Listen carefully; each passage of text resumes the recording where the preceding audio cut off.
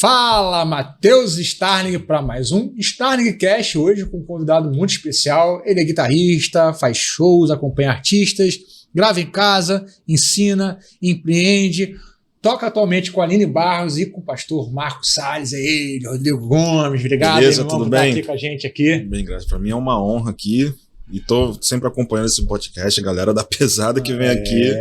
Responsabilidade. É verdade, bastante. Mas pode ficar relax, que aqui é aquele papo de padaria ou papo de churrasco, né? É isso que vocês gostam de ouvir, né? Aquela troca de ideia que está sempre nos bastidores. Então, vou começar aqui agradecendo o nosso patrocinador que vai entrar ali, JMC Academy, aquela faculdade de música australiana, indústria criativa, música para games e tudo mais que vocês podem imaginar que cabe no bolso do brasileiro. Então, você que quer ter essa experiência, fazer uma faculdade em 2-3 anos, se formar, ter essa imersão cultural e ainda poder trabalhar na Austrália para pagar os seus próprios estudos. Cara, tá aqui a oportunidade de JMC Academy. Nós já fomos lá, então a gente passou por todos os campos, conhecemos os professores, as estruturas, é incrível, é um nível que realmente você não vê aqui no Brasil. E também você pode ir de forma tranquila. Aqui embaixo a gente faz esse intermédio para vocês podem trocar uma ideia, tem um link para vocês preencherem um cadastro, a gente responde, ou JMC Academy Brasil, tá bom? Vamos começar aqui.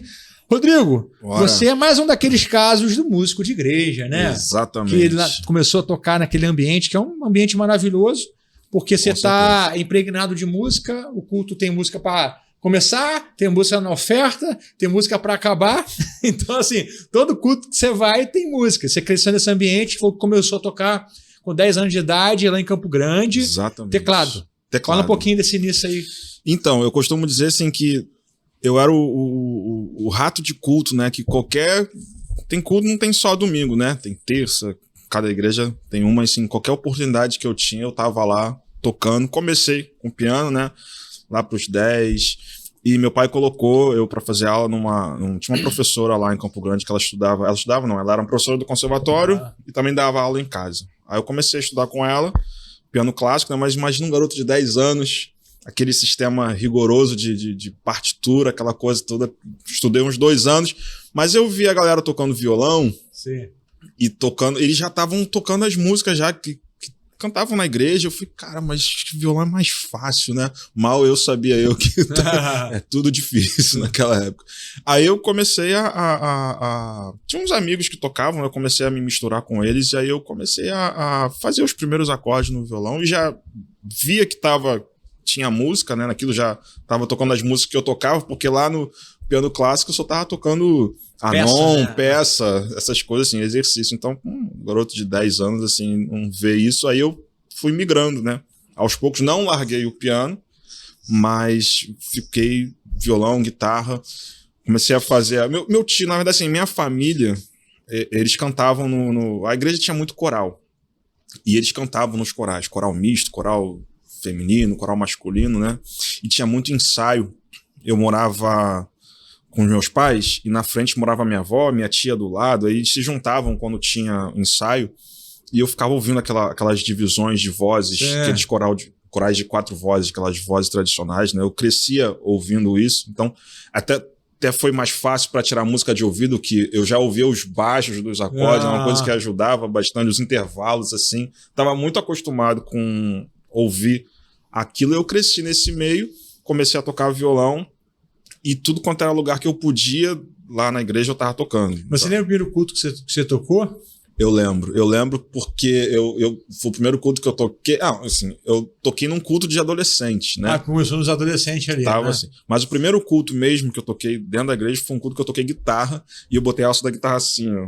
Assim, em vez de colocar lá. Eu botei ao contrário, assim, eu lembro por causa disso. Não sei.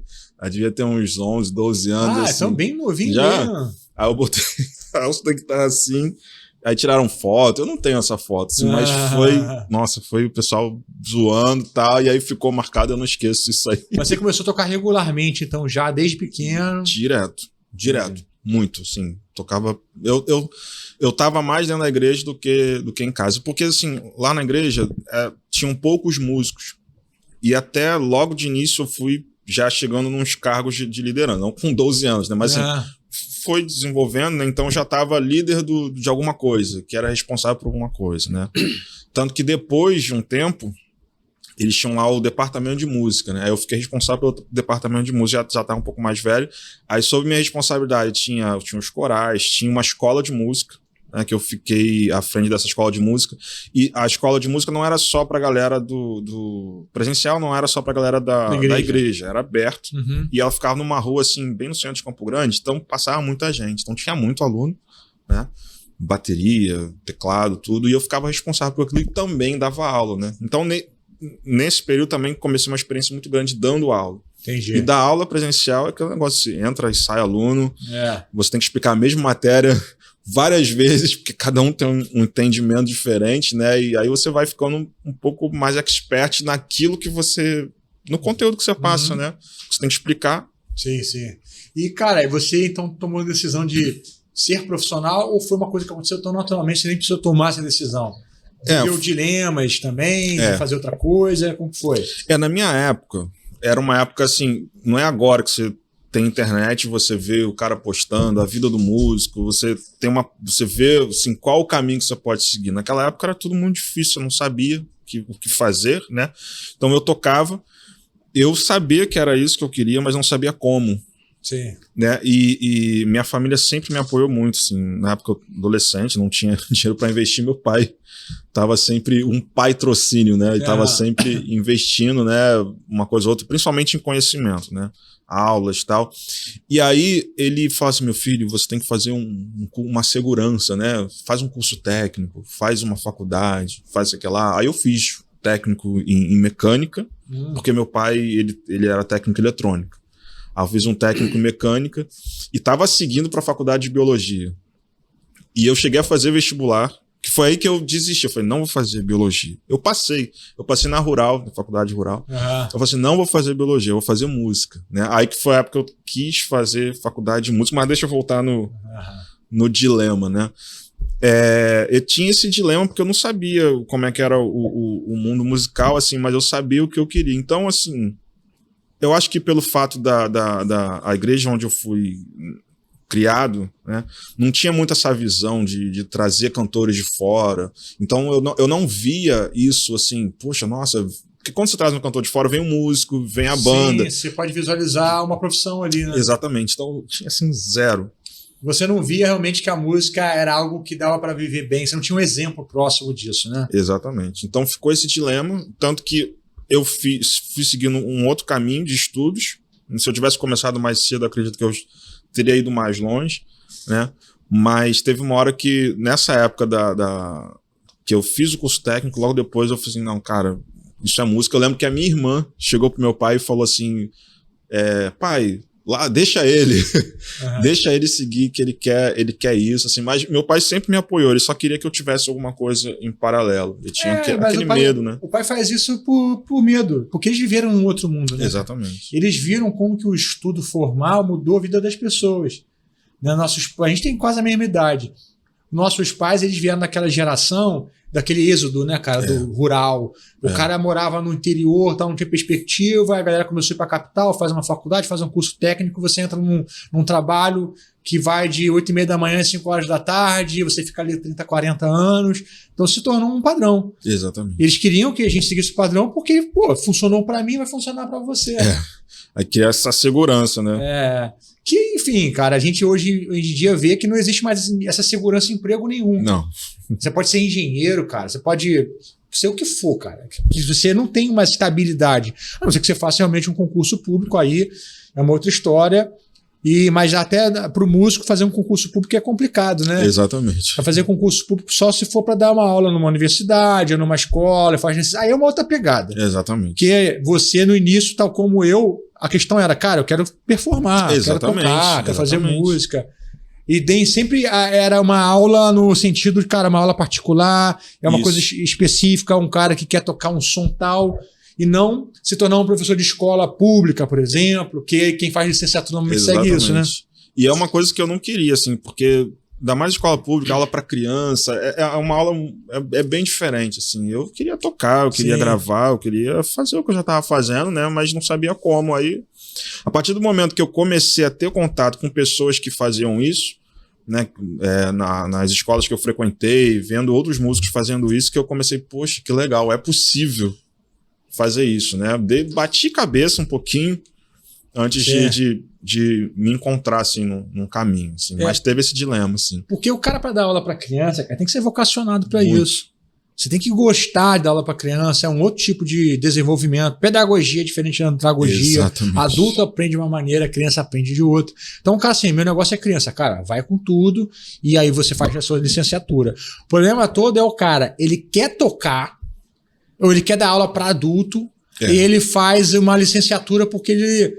Ah, não, porque é música. Aí ele vai lá e se frustra, porque ele não tem esse tipo de informação dentro da faculdade que ele acha que ele vai ter. Exatamente. Aí o cara sai dali, pô, depois de 2, 3 anos, falou, pô, não peguei no meu instrumento, não estudei harmonia, estudei improvisação. Mas você que entendeu errado o que era ali, cara. Se você quer tocar, faz performance, né? Exatamente. Que é bacharelado, cara. Bacharelado. Licenciatura é pra ele dar aula. Quando eu tive essa época também de ver, assim, licenciatura, bacharelado, ter essa coisa, eu falei, cara, não é pra mim. Sim. E também muita gente, porque mesmo assim, com você seguindo o caminho da música, o pessoal ainda te aconselha a ter uma segurança, né? Sim. A segurança. Aí te aconselha, cara, faz licenciatura que você vai poder dar aula. Aí eu via algumas pessoas que davam aula, assim, cara, não é o que eu quero. Sim. Né?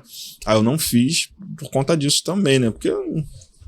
Eu, por exemplo, acredito que é a mesma coisa com você. Você fez aula particular, a gente ia fazer aula com um cara conhecido, tudo. Exatamente. Então, quando a gente pensava, sempre pensou, pô, eu quero dar aula em algum momento, a gente pensava em estar naquela posição daquele professor, o cara que tocava, ele também dava aula, então tinha aquela áurea mesmo em volta do cara, né? Exatamente.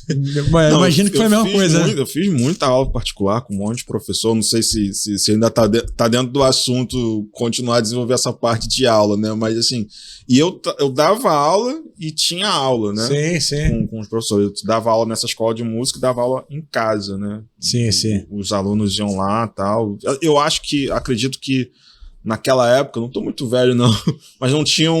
Eu era um dos caras do meu bairro, assim, que eram mais conhecidos pelas aulas, entendeu? Então eram poucos guitarristas que tinham lá no bairro, apesar de Campo Grande ser um lugar que tem muito músico. Sim, sempre teve, né? Era um dos poucos, assim, que tava dando aula, então tinha bastante aluno, graças a Deus. E, cara, mas daí, então, o primeiro passo, vamos tentar linkar aqui pra gente começar na tua carreira mais profissional mesmo, né? Você fez a faculdade de produção. Exatamente. O nome da faculdade lá era Música e Tecnologia. Conservatório Brasileiro de Música. Eu já estudava antes no conservatório, né? Estudava ali pelo centro, né? O Sigan. Sim. E professores particulares por ali. E chegou a época de fazer faculdade. Eu até tentei, que ia fazer licenciatura, mas, cara, é porque assim, como eu desisti da biologia, e eu tava fresco do vestibular. Assim, então, cara, vou ficar estudando um ano só agora pra música. E tinha o THE, né? Teste de habilidade específica. E aí eu quis fazer faculdade de composição, que acho que era o que mais se aproximava do que eu gostava, porque nessa época eu tava começando esse lance de home studio. E eu fiz um meu homezinho na minha casa, na casa dos meus pais, né?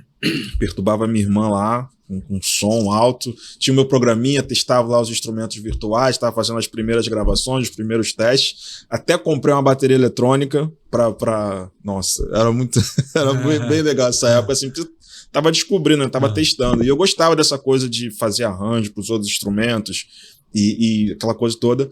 E aí, quando eu fui me inscrever pro vestibular do conservatório, eu vi um cartaz assim, música e tecnologia. Aí tinha estúdio, tinha todas as matérias de música e a parte de tecnologia. Eu falei, cara, é isso. Porque composição era muito... escrever para orquestra, não tinha um mercado aqui brasileiro assim, para isso. E eu falei, cara, é isso que eu quero. Aí eu fui... Foram 4 anos? Foram 4 anos. Entendi. Aí dali, cara, você já partiu... Partiu não, você já estava com um estúdio em casa. Nessa época aí que eu comecei a fazer... como eu gravava bastante, assim, fazia as primeiras gravações, eu comecei a me relacionar muito com os músicos de Campo Grande. Entendi. A galera começou a apresentar e eu tocava muito eu tocava em alguns restaurantes pro centro da cidade. Isso sei lá, 18 pra frente, assim. E tocava, e tinha um shopping lá no Campo Grande que eu tocava um instrumental de música com um saxofonista e um tecladista, né? Muito legal. A gente tocava um instrumental de tarde, assim. Aí, a gente tocando, meu setup era uma semiacústica e o ampli, né? Instrumental, e a gente tentava fazer algum pop, né? Porque o pessoal não era... Mas só que de vez em quando a gente fazia uma frase, fazia outra, e alguém gritava assim, Eu falei, cara, tem músico na plateia, tem músico aqui. Aí, ou seja, a galera foi conhecendo e foi frequentando. Lá na minha casa, eles viram que eu tinha um estúdio e eu comecei a gravar pequenos projetos.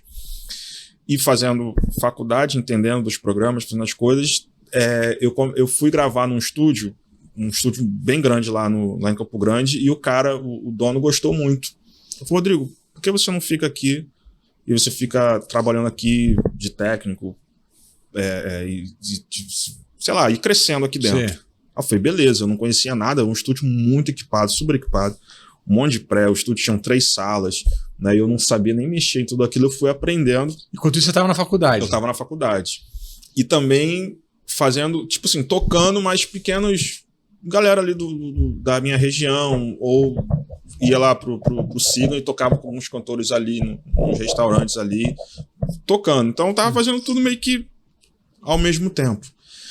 E aí eu comecei a trabalhar nesse estúdio e comecei a pegar a experiência de gravação, mas primeiramente como técnico.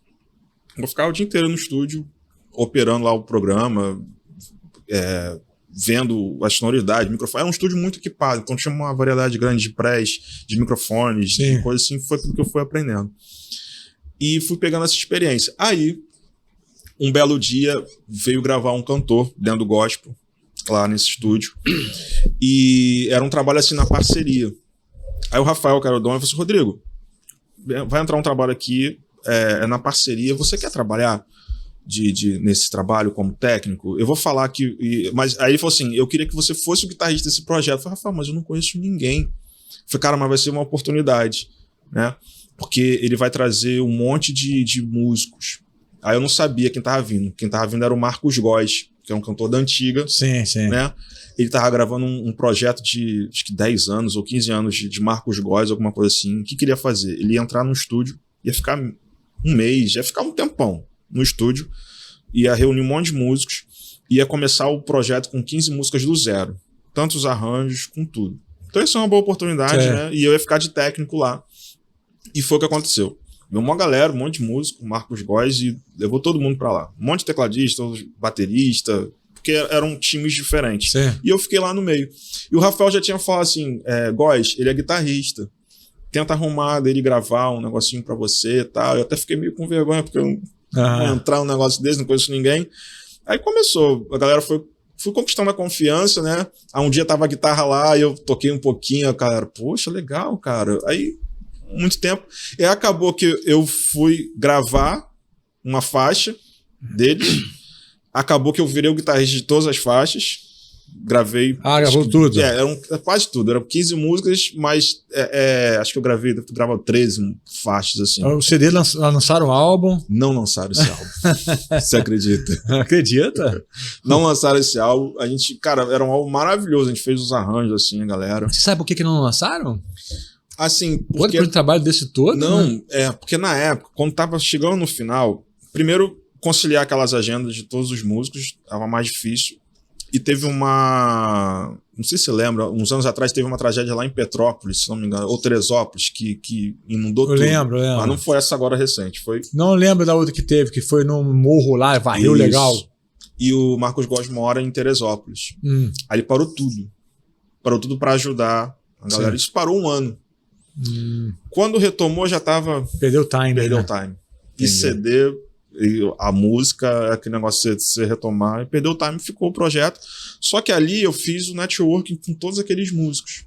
É legal falar nisso, né, cara? Tudo é respeito de lidar com pessoas, né, exatamente, cara? Exatamente. As pessoas vão te conhecendo, ver que você é um cara bacana, ver que você tem qualidade musical, as coisas vão casando, que você tá disponível. Exatamente. Naquela época também, assim, eu cheguei a tocar algumas vezes com o Marcos Góes, meu amigo até hoje, a gente conversa bastante, já ajudei ele em várias outras coisas também, a gente tá sempre conversando, mas o projeto não saiu E eu fiquei com contato com os músicos. E ali, acho que foi o Jonatas, o baterista, e falou assim, Rodrigo, daqui a um tempo eu vou te ligar pra você tocar comigo. E aí ele me chamou pra tocar com o William Nascimento. William Nascimento. Que aí eu comecei a realmente a entrar assim no mercado mesmo. Ali você começou a fazer show com o William, foi isso? Comecei a fazer show. O William, ele era da MK nessa época? O William da MK. Eu lembro que ele teve uma época que até ele ficou quente, né, cara? Assim, ele dá uns antigaços, nascimentos, mas teve uma época que ele deu uma... Acho que uns 10 anos atrás. Tem um bom tempo. Ele deu uma aquecida assim e a gente tocava nas igrejas, tocava nos eventos e tinha também, às vezes, rádio, né, acústico. Sim. Ou programa ao vivo na rádio, a gente estava sempre também. E lançamento. Eu lembro que acho que uma das primeiras agendas que eu fui com o William era um lançamento.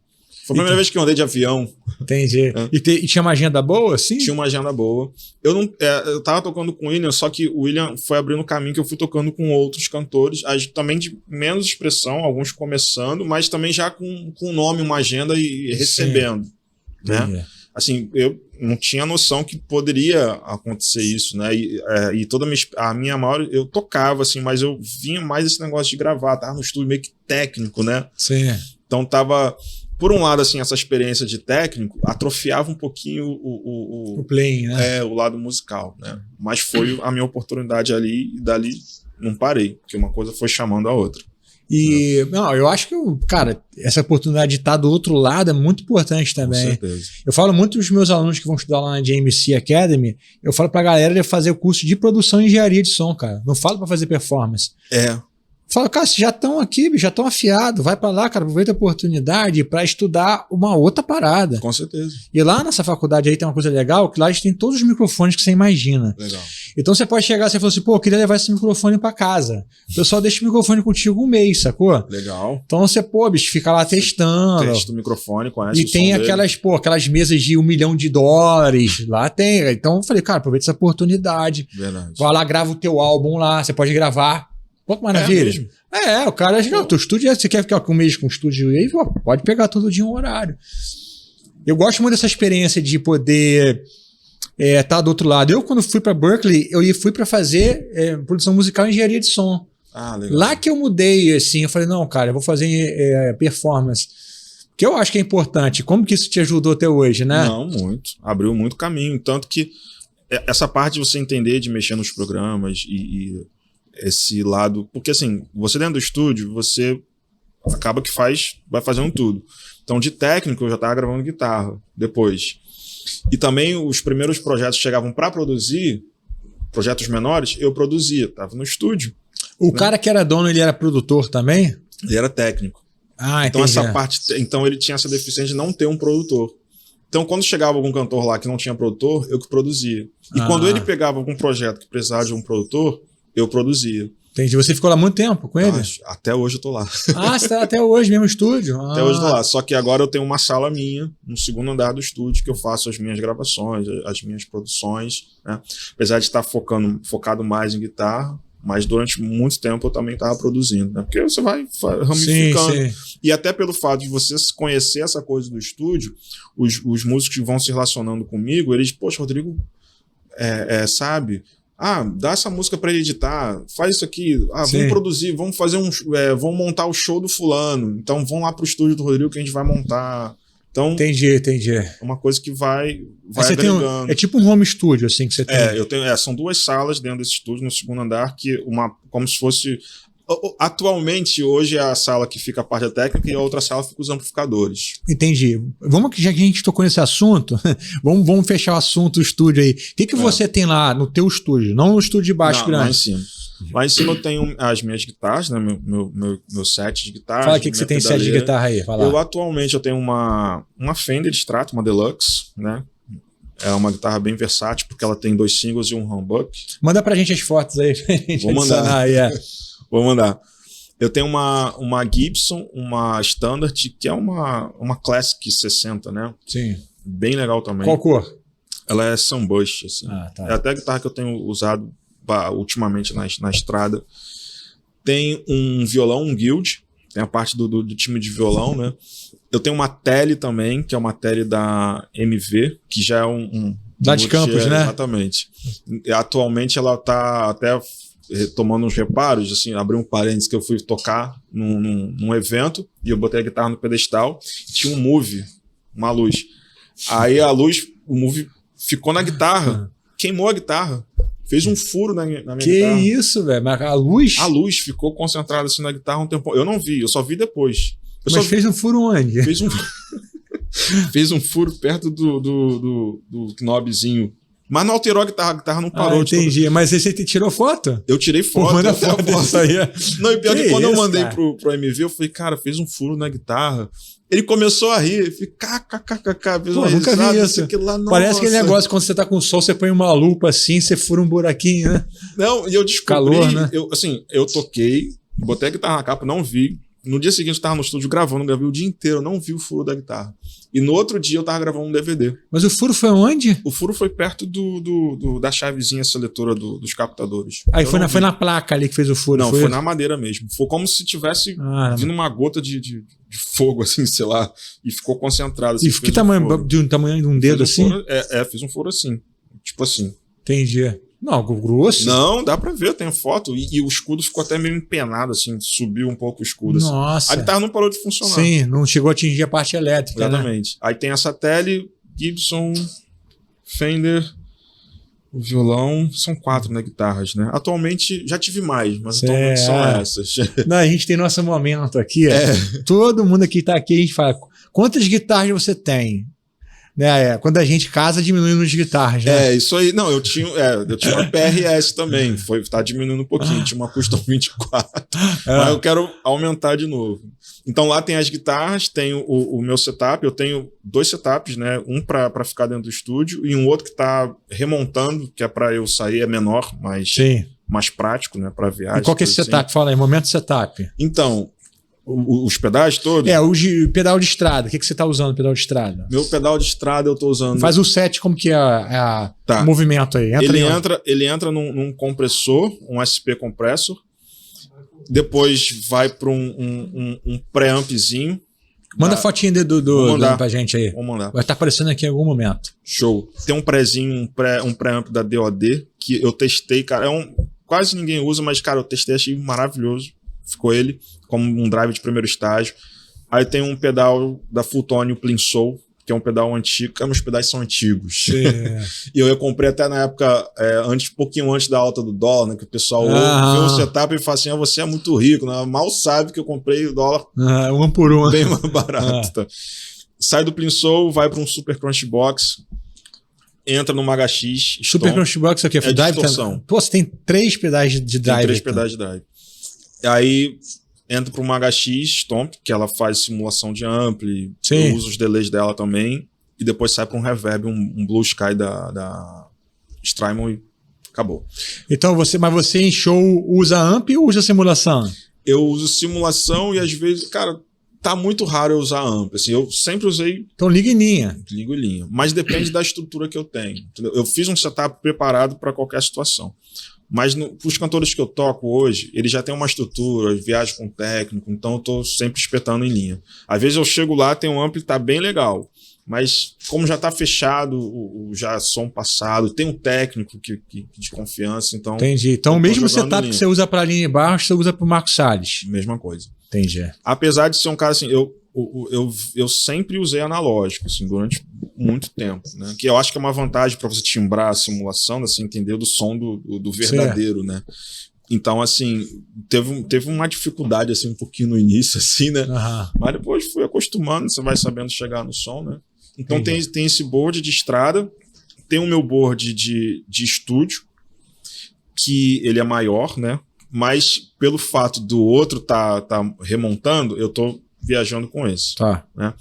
Que esse já tem UAU, já tem pedal de volume, tem 1, 2, 3 drive, tem mais coisas, né? Tem pedal de delay, um da Strymon. Não sei se você quer todo ele, né? Não, eu gosto legal, galera curte pra caramba aí esses detalhes. Então, esse setup de estúdio, ele entra num pedal um compressor. O mesmo compressor? Não, ele já é um compressor da NIG. Da NIG. E esse pedal, ele tem um outro pedal, esse board, ele tem um outro pedal de looper, que faz a troca dos os pedais. Entendi. Então, eu não piso nos pedais, eu piso Como se fosse bancos, né? Exatamente. E ele faz a troca só dos drives. Então, tem um compressor, um pedal da Boss, um SD1 de drive, que é o meu primeiro estágiozinho. Ok. Depois ele vai para um Greenhine. Depois eu tenho um Plimsoll também. Aí depois... Você sempre tem 3 pedais de drive. Não, tem mais um. Tem um distorção, que é um Crunchbox, que é como se fosse um macho. Saquei. Aí depois dele vai para uma HX, uma outra HX, que eu tenho 2 HX. Achei bem legal a HX na época, eu comprei 2. Aí tem uma outra HX, porque para simular, para fazer as coisas. Sim. Sai da HX, vai para um Timeline, depois vai para um Big Sky e foi. Entendi. Tá, Esse é o setup que tá no estúdio, eu uso... Eu vou dar uma incrementada ali futuramente, né? Mas é o que eu tô usando atualmente no estúdio, também para gravar DVDs, coisas assim. Ele tem mais recursos para isso. E você não usa plugin?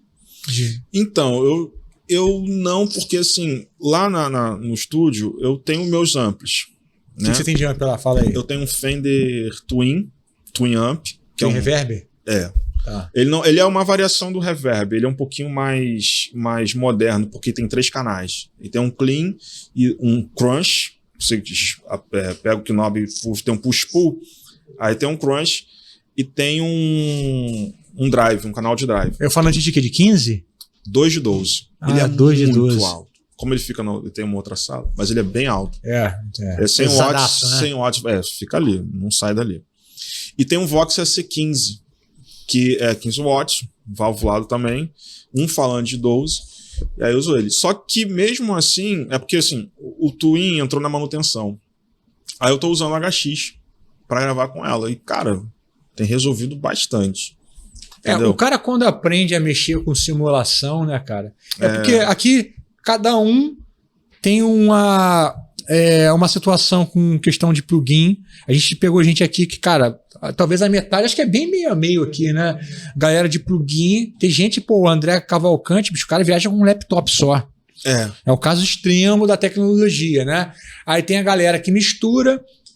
Mas, cara, aquilo que o cara aprende, ele domina... exatamente. O cara fica ali, porque o cara quer trabalhar, ele não tá assim, ele não namora com a tecnologia, é só um meio. Então você aprendeu, dominou a tecnologia, tu segue, pô. Eu já gravei com plugin, mas só como eu tenho outras coisas lá, eu já tava fazendo, então... Mas o dia que se precisar gravar com plugin, vambora. Tem os tarados, né, de plugin assim, tipo Torquato Mariano. Muito. Tem o Duda também, que é os caras que, pô... Marcinho, o André Cavalcante. Que teve aqui cara, o Duda, fenomenal. Nossa, todos eles. Também teve aqui também o Jean.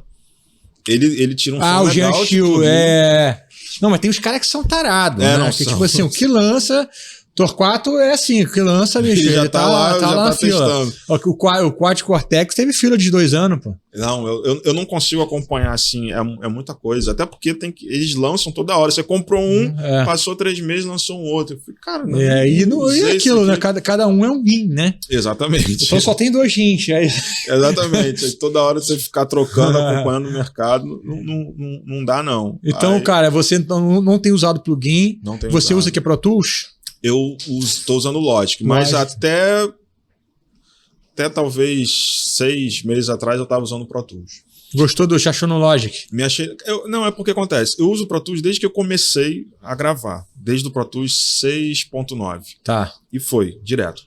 E aí, depois chegou um determinado momento que eu comprei o Pro Tools. Tava usando piratinha, né? Aí eu falei, cara, vou comprar esse negócio. Comprei. Aí tava usando. Só que o Pro Tools, ele mudou o sistema. Você tem que ele virou uma assinatura. Cara, pô, isso aí... Aí acabou assim, porque é dólar. E você toda hora tem que pagar. E eu tinha acabado de atualizar o Pro Tools, então já tinha pago uma grana grande para atualizar tudo e atualizou até a versão acho que era 2011. Não lembro. Uma coisa assim. Aí o cara, beleza. Aí começou essa parada de assinatura, eu falei, cara, vai acabar esse negócio, cara, eu vou ter que mexer em outro programa. A assinatura é quanto por mês, mais ou menos? Você tem uma noção? Acho que é $200 por mês, isso dá Não, $200 por ano. Dá por ano. Não, é uma assinatura que dá pra você manter. Mas Tem um agora que é $10 por mês, mas a versão legal é mais cara, né?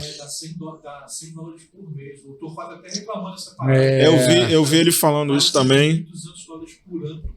Eu até mandei quando ele falou isso, eu mandei uma mensagem para ele concordando com ele. Pô, é verdade e tal, aquele negócio todo. E eu também fiquei um pouco revoltado, porque eu tinha acabado de pagar. Acho que eu paguei uns 2 mil e pouco, uma coisa assim, para atualizar tudo. Sim. Eu acabei de fazer isso aí eu vi que ia virar assinatura, aí eu falei, cara, desanimei. Entendi. E eu já tava mexendo no Logic, porque eu gosto do Logic para produção. Ele já vem com os instrumentos virtuais, com um montão de coisas. E gosto muito do Pro Tools para editar áudio, para fazer. Eu gosto disso. Então eu falei, cara, eu acho que eu vou ficar só com Logic, vou me acostumar. Aí eu pego os amigos, né? Viro os tutoriais, né? Uhum. Aí liga para um, liga para outro, manda mensagem para um, manda mensagem para outro. Eu vou aprendendo a mexer, né? Aí agora eu só tô com Logic. Cara, eu tenho Logic lá, mas eu não tenho uma relação muito boa com ele, não. Não, de vez em quando eu mando uma mensagem para algum amigo que usa Logic há muito tempo para reclamar. Falei, caraca, tinha que ter isso. Aqui no Logic não tem, cara. No Pro Tools é assim. Falei, cara, é assim mesmo. Às mas vezes, quando a gente você vai se acostumar. Em casa, né? E eu vi quem é o meu consultor de Logic, é o Ricardo Rodrigues. Vocês conhecem do Yahoo, né? Não. Sei quem é. Fala, pô, Ricardo, dá uma mão aqui, velho. E, cara, desliga. Mas tá bom, desliga, né? Tem uns negócios que não tem salvação. Você desliga e religa, resolveu. Eu falei, cara, qual o propósito disso, né? Exatamente. Não tem a lógica por trás. Ele não é lógico. Cara, mas vamos lá. Então a gente matou todos os equipamentos, guitarras, né? Exatamente. Setzinho enxuto. Depois que nós tivemos aqui Lee Menezes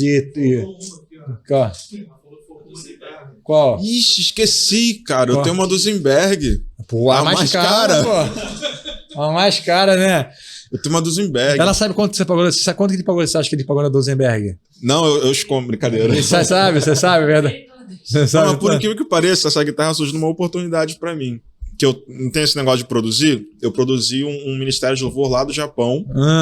Brasileiros, né, que estavam vindo pra cá fazer. Aí quando.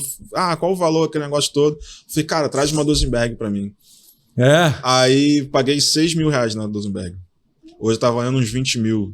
Investimento, tá vendo? Investimento. Guitarra investimento. Guitarra é investimento, rende mais que a bolsa. Você investir um bom instrumento assim, você compra, daqui a pouco tá valendo muito mais. Inclusive, essa guitarra foi a guitarra que foi roubada. Não sei, teve um episódio. Roubaram? Roubaram essa guitarra. Teve um tempo atrás, tem um ano atrás. Tava fazendo uma agenda com o pastor Marcos Salles. E nessa agenda a gente não foi com van. Porque foi uma agenda que a gente não ia de banda e depois virou banda. Aí o pastor falou assim: vamos no meu carro. E tem um carro grande, cabe todo mundo, aperta um pouquinho, vambora. Aí eu levei a Dosenberg, porque era perto, era Búzios. E aí? Eu acho que era Cabo Frio, Búzios. Aí eu foi todo mundo. Só que eu tava com esse board menor e a Dosenberg. No meio do caminho, na volta, de madrugada, eu dirigindo, o carro fechou a gente e saiu 2 caras armados. Mas onde isso? Na Itaboraí. Ai, nossa, ali aí já é o local. Já é o local. Assim, tava todo mundo dormindo no carro. Eu tava dirigindo assim, aquela coisa assim, e os caras surpreenderam a gente. Eles saíram armados assim, e o pessoal acordou com a freada. Sim. Aí o pastor Rodrigo, o que é isso? É um assalto. É um assalto. É um assalto, mas não tinha como eu sair. Aí um cara veio em mim já com a arma na mão, querendo tudo, celular, tudo, veio nele. Os outros da banda estavam atrás, saíram também, mas por incrível que pareça, ainda deu tempo de um pegar o celular e o casaco. Não sei como. E teve essa frieza de voltar dentro do carro e pegar, porque foi o que salvou a gente, porque a gente estava no meio da estrada e ia ficar sem celular. E eles saíram pegar o carro e foram embora. E aí a gente atravessou a rua, foi para um posto ali, aí dá aquele branco assim na cabeça, assim, nossa, Dosenberg, meu pedal, tipo assim, o que eu vou fazer e agora? E aí o pastor fez um vídeo, né, falando do assalto, a gente também fez um vídeo, postando no Instagram, e começou uma comoção, assim, cara, eu nunca recebi tanta mensagem no meu Instagram, um monte de músico repostando, policiar me ligando, assim, cara, pedindo descrição das coisas, assim, um monte de gente ajudando. Foi um milagre, né, o que aconteceu depois, porque a gente recuperou tudo. Tudo? Tudo. Aí o que aconteceu? Ao mesmo tempo? Ao mesmo tempo. Não, primeiro recuperar o carro. Tava numa comunidade, o seguro foi e pegou o carro. A gente tava na esperança dos equipamentos estarem lá, mas não, já não tava mais lá. E aí um monte de gente ligando, querendo ajudar e tal. Aí o que aconteceu? Venderam os celulares. Aí nessa que vendeu o celular, vendeu o meu celular e o celular do pastor. Um interceptador pegou. E esse cara era afastado da igreja. Foi desviado. Aí o celular do Marcos Salles tinha a foto dele. Aí ele olhou assim, eu conheço esse cara. Aí ele beleza, comprou e dormiu.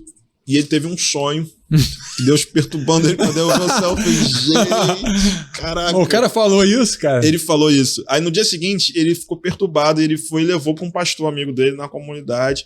Você conhece esse cara aqui? Cara, esse é o pastor Marcos Salles, você tá maluco? Você tá com esse negócio aí e tal. Cara, devolve.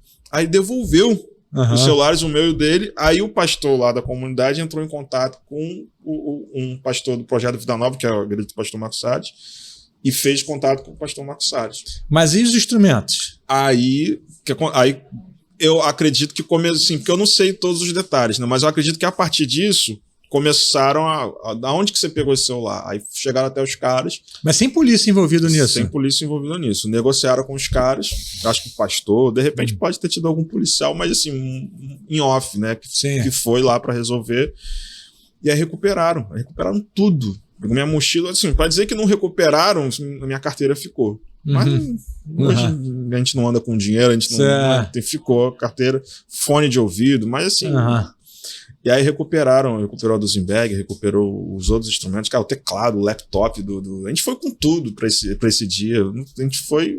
Pô, todo mundo voltou pra casa chorando, Nossa, né? Meu Deus do céu. Eu fiquei muito deslocado, assim, uns 2, 3... Acho que o primeiro dia eu não sabia o que pensar. O segundo dia eu tava com raiva de tudo. Aí depois, e o pessoal até brinca, né? Que eu falei, cara, você tava muito quieto, né? Que você tava, e eles todos desesperados, eu muito quieto, eu não tava processando esse negócio. Eu queria saber o que eu ia comprar primeiro pra recuperar esse prejuízo, né? Eu falei, cara, acho que eu vou comprar o celular, porque aí com o celular eu consigo, sei lá, fazer mais posts e vir mais trabalho para eu comprar os instrumentos. Quanto tempo demorou para recuperar? Cara, demorou uns 4 ou 5 dias, assim. Pô, foi rápido. Foi rápido, mas assim, foi aquela agonia, assim, de ter pego. Foi a guitarra mais cara. Eu falei, cara, não saio mais com essa guitarra. Não, cara. Aí foi uma lição também, né? Cara, mas a gente tem comentado muito sobre isso aqui, porque a gente, cara, Rio de Janeiro possivelmente uma cidade mais perigosa para você rodar por aí, cara. E vocês roda à noite. Exatamente. E tem que ir aquilo, cara. Realmente não dá para ir com guitarra cara, pô, não dá com amp cara, tem que ser um setup reduzido, não dá para ir com laptop. Não dá.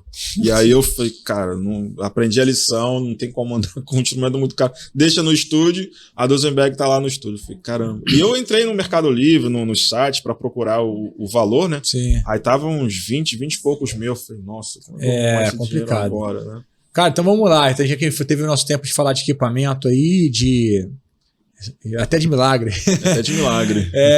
Vamos falar agora, depois do William Nascimento, o que aconteceu então? Você estava... rapidinho, só para fechar a questão do estúdio. Então, até hoje, você está ali e recebe o quê? Qual a demanda que você recebe de estúdio? É para botar guitarra ou é para fazer outras coisas? Atualmente, eu tenho gravado mais guitarras. Entendi. Eu tenho focado mais em guitarra, gravação de guitarra. O produtor te manda direto para você gravar, é isso? E o legal da internet é que eu gravo com gente que eu nem vi ainda, né? Sim. Tem vários produtores de tudo quanto é parte do Brasil que eu gravo e eu ainda não tive nem contato pessoal. Tem um produtor que eu tava conversando com ele lá de lá de Uberaba. E a gente trabalha uns 5 anos juntos. Só pelo WhatsApp, ele manda, já tem essa parceria há muito tempo, né? A coisa da internet. Então eu fico lá gravando guitarra, violão. Já tem uns produtores que estão sempre gravando comigo, já desde muito tempo. De vez em quando chegam um ou outro novo, assim, recente, né? Que indicaram ou viram o meu trabalho na internet, aí vamos gravar. Entendi. Então, basicamente, isso que você faz no teu home studio, né? Basicamente, exatamente. Tá. Assim, eu tenho produzido também, mas só que, como eu tenho focado ultimamente mais em guitarra, nos cursos, assim, eu tenho produzido os cantores que já sempre produziam comigo. Entendi. Não tem aberto portas novas assim, exatamente. Né? Então, depois do William Nascimento, qual foi o próximo cantor que você fez ali? Então, do William, eu comecei a cantar com alguns cantores que... alguns de grande expressão e outros que tinham mais ou menos expressão, mas também estavam no circuito, eram cantores de gravadora, às vezes começando, né? Então eu toquei com o Geraldo Guimarães, que é um cara hoje meu amigo, assim. Ele na época estava entrando para MK, e na verdade antes da MK que eu estava tocando com ele, depois ele entrou para MK e eu fiquei tocando com ele durante muito tempo, e foi por causa de estar tocando com ele que o baixista da banda do Regis Danese me viu tocando, e eu entrei pro Regis Danese. Mas antes de entrar pro Regis Danese, eu já tinha tocado com Nani Azevedo, Cris Duran.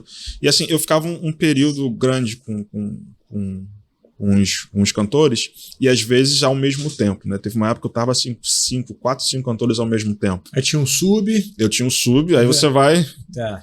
Tem hora que embola tudo, né? Que você não para em casa, né? Você chega em casa, troca de roupa, refaz a mala, volta para outra viagem. Ou muitas das vezes, eu lembro de uma vez que eu toquei com o pastor Marcos Salles, é porque com o pastor Marcos Salles eu toco uns 10, 12 anos.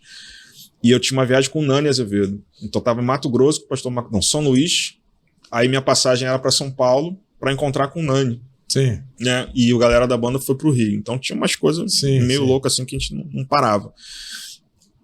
Voltando aqui. Mas nunca deu ruim de perder voo, alguma coisa assim? Não, graças a Deus sempre não. Consegui encaixar. Assim, o que acontecia era de ter que mandar um sub, né? Não consegui, né? Já então, rolou isso? Já, não. Várias. E ele foi sem guitarrista? Não. Digo, rolou de eu mandar um sub e o sub pro lugar. Tá. Né?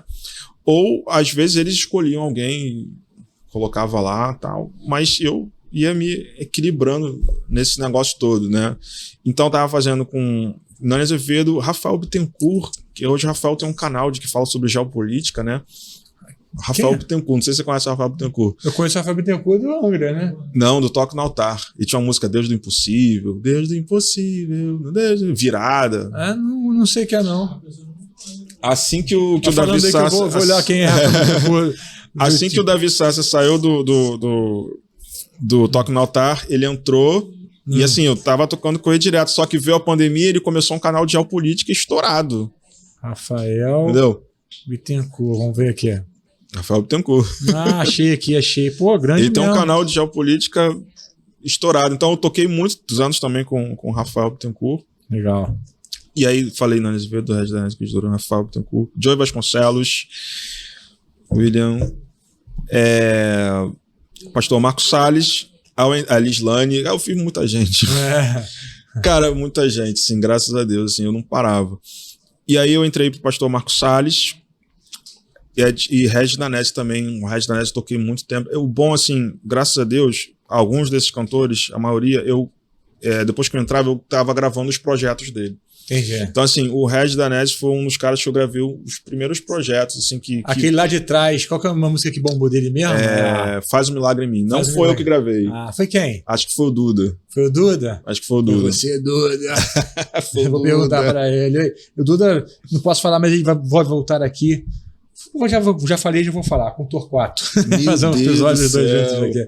Cara, o Duda foi um cara que eu teve um projeto do Regis, que foi o primeiro projeto do Regis, e eu dividi com o Duda. Que era o Duda que gravava todos. Fominha, Duda. Não tá gravando tudo. Dentro da panela, paneleiro. Não, e recentemente eu gravei um DVD com o Duda também. Ele não sabe, mas assim, pelo menos uns 3 projetos eu dividi com ele. Entendi. Eu tô pra falar isso com ele, que a gente tá pra marcar um café, só que se a gente tenta marcar, a gente não consegue marcar. Eu até fui na igreja dele, ele tocou também junto com a gente. Duda! Olha aquele café. Vamos liberar esse café aí. Lá nova, lá tem um café bom lá. Aí eu, assim, gravei os projetos, toquei com o Regis, gravei projetos dele. Em paralelo com o Regis, eu também gravei o do Pastor Lucas, que acho que foram os primeiros projetos que eu gravei que começaram a ter uma projeção maior. Porque antes eu gravava muito, mas eram independentes, coisas assim. E aí o Pastor Lucas teve uma música chamada Chamado. Tinha um solo de guitarra, tinha muita guitarra, tinha um solo de guitarra que começou a ficar famoso, né? Aí você que fez o solo? Eu que fiz o solo. E eu gravei os três primeiros projetos do Pastor Lucas, que foram projetos que bombaram. Inclusive, uma música virou tema do filme do Edir Macedo. Cara, até você tá falando solo, né? Fala um pouco do solo no estúdio, né? Normalmente o cantor ou o produtor, ele vem com uma ideia ou sempre te deixa livre assim? Tem dois aspectos. Hoje em dia, a maioria me deixa livre. Mas de vez em quando, algum cara vem e canta. A ideia eu falo assim, eu queria que você começasse desse jeito, e aí lá no meio você fizesse assim, algo assim, e lá no final eu quero que você dá uma fritada maior e faz aquilo. Agora eu quero que você faça agora eu queria que fosse mais temático, né? Menos nota, mais melodia. Aí alguns dão a planta, alguns falam, mas a maioria deixa livre. A maioria deixa livre. Aí esse solo especificamente te deixaram livre? Esse solo especificamente deixaram livre, mas foi um solo que eu gravei dentro do estúdio já com o produtor. Porque hoje em dia você grava no teu home sozinho. Mas eu vim da época que a gente gravava junto com os músicos. E tinha isso era bem legal, porque você tem uma interação com os músicos e é um aprendizado. Assim. Eu sempre gosto de ouvir o feedback. E principalmente assim, eu vinha com uma ideia, aí quando chegava no estúdio o produtor falou assim, faz assim. Eu falei, nossa, eu não imaginava que você pensava dessa maneira, né? Não, cara, porque eu queria só isso aqui. Não, eu queria que você fizesse dessa maneira. Então você vai aprendendo mais de uma visão. Aí quando você faz isso com outros produtores e tem essa troca com os músicos, você vai aprendendo. E você vai aprendendo também a timbrar mais, principalmente porque você tem contato com os técnicos. Sim, sim. Né? E você vai com o amplificador, o técnico coloca o microfone. Aí até te pergunto, tá bom assim? Eu falei, tá, o que você fez? Não, que eu botei o microfone assim, usei esse microfone em combinação com aquele pré. Aí eu cortei um agudo, enfim, e você vai aprendendo. E hoje, quando você grava no home studio sozinho, pra galera que tá começando hoje, fica muito perdido. Vai ter que bater cabeça. Exatamente. Vai ter que estudar, né, cara? Exatamente, que ele não sabe muito por onde começar, porque ele tem um parâmetro. E porque geralmente o produtor, quando ele manda, assim, tudo bem, o produtor já confia no seu trabalho, então ele te manda e fala assim, é pop rock. É reggae. Faz se você quiser. Sim. Entendeu? É porque você tá falando, eu falei, tem que estudar. Porque não existe estudo melhor do que você tá num ambiente forte. Exatamente. Pô, você tá tocando com gente boa, você tá modelando os caras bons. Exatamente. Você tá recebendo feedback. Quando a gente fala sobre as etapas da aprendizagem, né? Que é a prática, né? Método, mentor e o grupo de fomento. Isso. Cara, você tem tudo isso no grupo de fomento, que é no caso de uma ocasião dessa. Qual que é o método? Cara, é a prática, é os caras tocando com a experiência deles, né? Você está praticando, você está recebendo feedback dos caras que são maiores do que você. Pronto. É melhor lugar, melhor... Exatamente. Os grandes músicos não foram para a escola de música. Exatamente. Porque eles estavam inventando, né, cara? E estavam tocando entre si. Mas, cara... a gente tava onde mesmo? Eu tava falando dos cantores que eu toquei e eu também fiz um gancho falando que eu comecei a gravar os projetos dele, né? Sim, então foi na época que eu comecei eu te perguntei sobre os solos. Isso, solo. Mas você, cara, tenta gravar um solo espontaneamente, pensa alguma coisa, como funciona pra você? Sim, tem vários processos. Às vezes quando eu tô gravando a música, eu dou play e já rec. Então eu vou tocando algumas coisas, então algumas coisas vêm fluindo já. Inclusive o solo. Então, às vezes a melodia já canta já vem no meu ouvido, né? Aquela coisa meio inspiração. E às vezes quando eu não estou muito inspirado, eu tento ouvir a melodia da música. E às vezes eu tento colocar na verdade eu peguei essa técnica do Duda. Que ele pega um trecho da melodia e coloca no solo. Sim. Né? E dá até uma identidade legal. Né? Então, assim, quando eu faço isso quando a inspiração não veio, aí eu pego assim. E às vezes também eu canto. Coloco a base, fecho o olho e canto. Porque o solo no contexto assim, mais banda, não é uma coisa muito improvisada, é uma coisa um pouco mais pensada, e você tem essa liberdade de fazer isso, né? Às vezes até sai de uma improvisação, você botou a base, você fez o solo, cara, eu vou fazer isso aqui, mas aí depois você vai aprimorando, aí você muda as notas, aí vai pensando, né? Aí muda, aqui vou fazer mais lento, aqui vou usar essa melodia e tal. E às vezes acontece de você gravar, isso quando você não manda a música no mesmo dia. Acontece isso muito comigo. Gravei, aí no dia seguinte eu volto, cara, eu vou mudar isso aqui, vai ser outro solo. Aí muda. Então, assim, vários aspectos. Né? Nesse dia da gravação do Pastor Lucas, que foi um solo, assim, pra mim que... épico. Que assim, foi o que... Caraca, a música teve uma projeção e as pessoas começaram a me conhecer mais. eu tava no estúdio e eu fiz a ideia do solo. Aí o produtor, o Josué, no finalzinho, ele falou assim, cara, faz um negócio assim, mais rápido, começa meio assim. Aí ele deu essa ideia, não das notas exatamente, ele pediu pra fazer uma coisa que ele tava querendo. Aí eu fiz, é isso aí mesmo. Aí gravou. E também essa coisa também de você gravar com outras pessoas é de você tocar na frente de outras pessoas. Sim. Tem essa coisa, né? Porque tem gente que fica meio travada, você gravar, a pessoa te olhando assim, né? E às vezes o técnico ele quer dar o rec e tá doido pra apertar o rec e você tá ainda passando. Tinha essa coisa do assim, vamos gravar? Vamos. Ele, pum. Cara, calma, espera aí, eu tô pensando aqui o que você vai fazer, né? Porque você chega no estúdio, eles te dão uma música vazia. Não tem guitarra. Aí você tem que imaginar, criar uma ideia de guitarra para aquela música. Aí quando você grava um take, você já tem que pensar num segundo, no terceiro, na parte da estrofe, você tem que montar já um arranjo de guitarra ali e pensar no solo. Então, às vezes, você chega já resolvido e às vezes você tem que pensar um pouco, né? Então tem esse time, assim, né, de você ter que fazer aquilo ali na hora. Eu lembro desse solo por causa disso também. Acho que a gente já tinha gravado. Naquela época gravava 12 músicas, né? 13, 14 músicas, né? Já tava cansado, já era o terceiro dia gravando guitarra. E aí eu fiz esse solo meio que nessa tensão, né? Mas nessa responsabilidade de ter que resolver rápido, mas deu tudo certo. Foi um bom solo, graças a Deus. Mas e quando você fala de solo, essa extensão da melodia, se você pega historicamente o improviso, ele, né, na música popular, na música erudita até tinha algumas coisas, alguns momentos de improvisação, mas era uma coisa meio rara. Isso. Não é inerente à música erudita.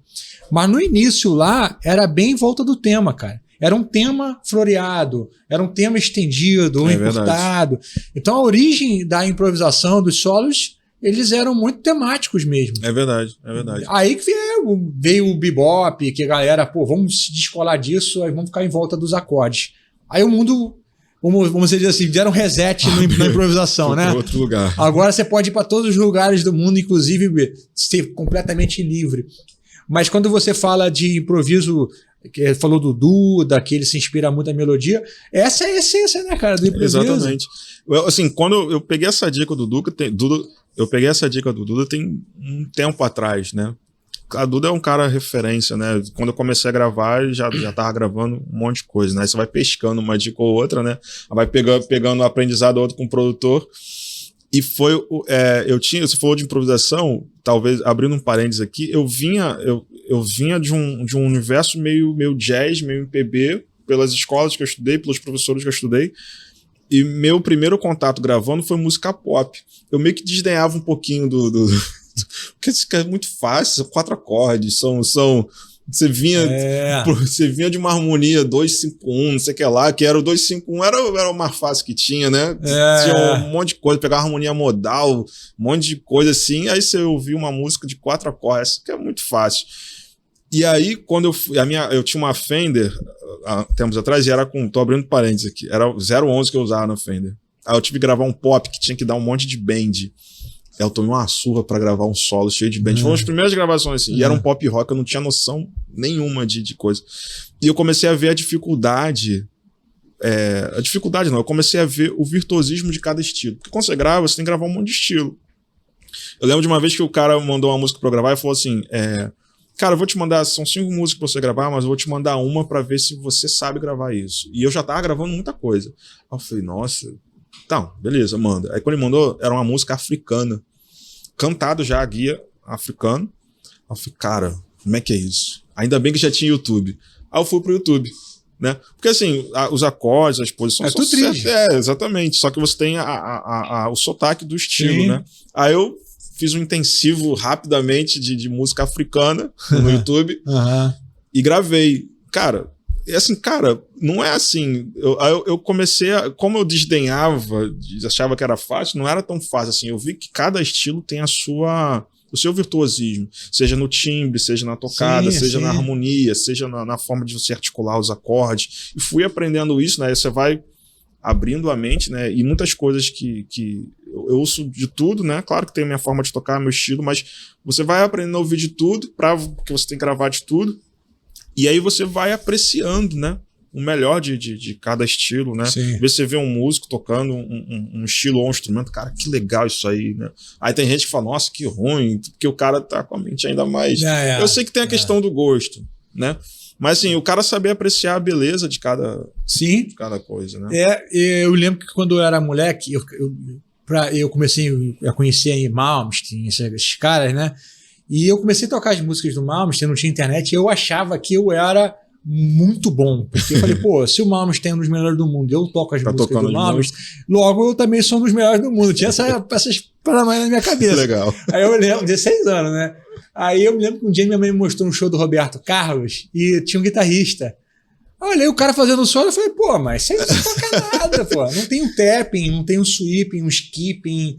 Mãe, não entende nada, você não entende nada, mãe. Essas paradas, né? E também eu vejo, por exemplo, eu botei no meu Instagram ontem a diferença do músico de rock para um músico de jazz, né?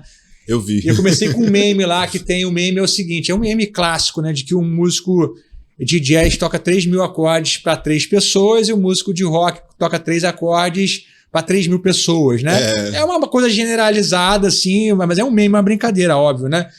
Mas, cara, eu vi muita gente comentando assim, porque a ideia do post não foi menosprezar nenhum dos dois estilos, né? Falar que, cara, os dois estilos tem coisas pra você tirar, né? E muita gente comentando assim, jazz, pô, é música... não me toca o coração, é música pra músico, é chato. O cara não entende, velho. Não entende.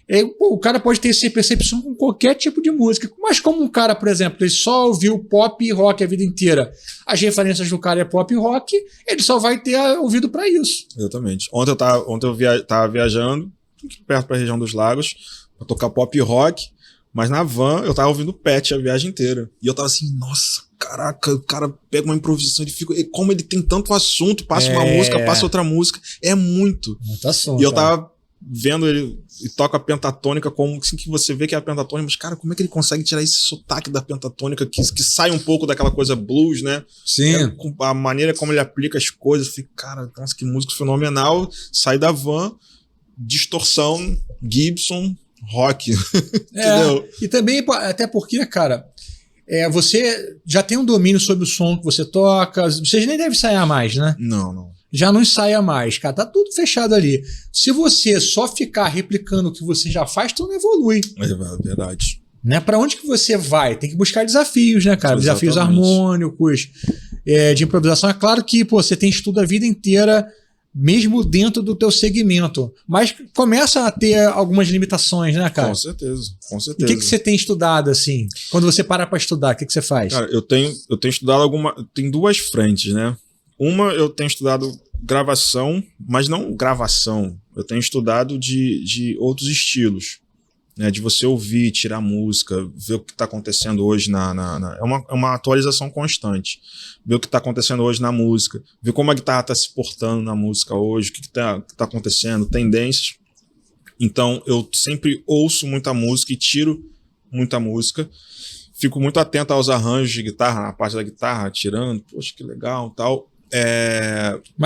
Mais pesquisa. É um trabalho mais de pesquisa. E às vezes eu pesquiso muito. Tem essas coisas de você abrir a música, a sessão da música, as trilhas, você vê as guitarras. Então tem esse estudo para eu sempre manter atual. E eu tenho estudado algumas coisas minhas, porque eu tenho muito tema, tem muita coisa que eu criei ao longo dos anos. Eu nunca joguei, nunca foi para fora assim. Eu tô me preparando muito para isso, né? Pra lançar uma coisa instrumental? Pra uma coisa mais instrumental, assim.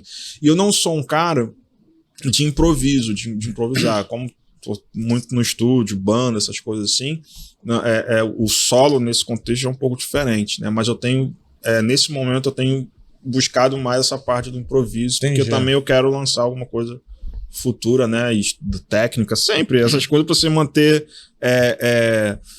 aquecido. E eu tô a gente até comentou, né? Eu tô com um problema da minha mão, no meu dedo 3 da mão esquerda, que eu tô com uma tenossinovite, né? Desenvolvi, né? Por falta de aquecimento, estudar errado, aquilo que a gente tava conversando aqui, botar muita força, né? E eu me deparei há uns meses atrás que eu tava tocando e esse dedo ele não dobrava. Então os dedos iam e esse não dobrava e não apertava com força, né? Aí eu comecei a ficar preocupado, né? E eu, mesmo assim, ainda tive que gravar um DVD assim, e um DVD que não ia ter overdubs, ou seja, eu tinha que acertar, né? Mas ficava ficando mais econômico, né? Sem fazer muitas coisas, sem arriscar, tendo que aquecer mais. Mas eu fiz fisioterapia, tô fazendo ainda, né? Tem quanto tempo que você começou a fazer fisioterapia? Eu parei de fazer fisioterapia, mas eu fiz... Deve ter uns 2 meses que eu parei. Ah, tá. E você sentiu progresso mesmo? Eu senti progresso, mas foi um conjunto de coisas. Eu, assim, primeiro, alongamento.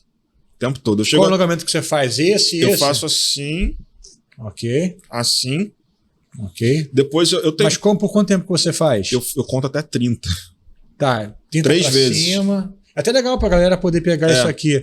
Então o alongamento que você faz é 30 segundos assim. 30 segundos, mas eu conto até 33 vezes. Assim. Então você faz 90 segundos. É. Direto. Mas isso aí... Não, 30, parou. 30. Mas para quanto tempo? Descansou. Não tenho muito tempo assim. Mas eu o não conto. fisioterapeuta te passou isso aí. Isso aí é o que eu fiz na fisioterapia. Eu replico em casa o que eu tava fazendo na fisioterapia. Então vamos lá. 3 alongamentos de 30 segundos. 30 segundos. Puxando legal mesmo. Puxando legal. Beleza. Tem que pegar inclusive esse dedo aqui, porque eu achava que não tinha que pegar, mas pega esse aqui também. Ah, então faz assim, beleza. Exatamente. E aí eu faço também pra baixo. Tem mesma coisa. Mesma coisa. Ah, desculpa. Antes eu faço aqui, alongo aqui, Entendi. aqui. Na verdade, eu acordo já fazendo isso. Mas não é só pra tocar, não. Não, eu já acordo fazendo isso. E aí depois eu tenho uma videoaula do John Petrucci chamado Rock Discipline, que ele mostra no início uns alongamentos que ele faz. Aí ele faz umas massagens assim ele explica, ele faz até mais do que eu faço, né? Aí eu faço também as massagens aqui por causa do tendão, né? Os músculos vêm aqui e tal. Aí beleza. Aí eu vou pra guitarra. Mas quanto tempo você se alonga antes de tocar? Cara, eu não parei pra contar quanto tempo dá, não. Mas esses segundos todos aí dá um tempinho. É porque, cara, eu tô falando isso porque eu também tô com um problema nesse dedo 3, tô no médico, fiz a ultrassonografia, ele falou que eu não tenho tênis no sinovite. Aí a gente agora vai fazer um outro exame, eu tô tomando um remédio, porque... Até esqueci o que é o negócio lá. Enfim, mas eu tive uma consulta com ele e falei, e aí, cara? Falei, cara, não necessariamente senti nenhum tipo de progresso, assim, não. Mas eu comecei a fazer mais alongamento, e aí já senti melhorando um pouco. Também a questão de tocar com bem menos força, né?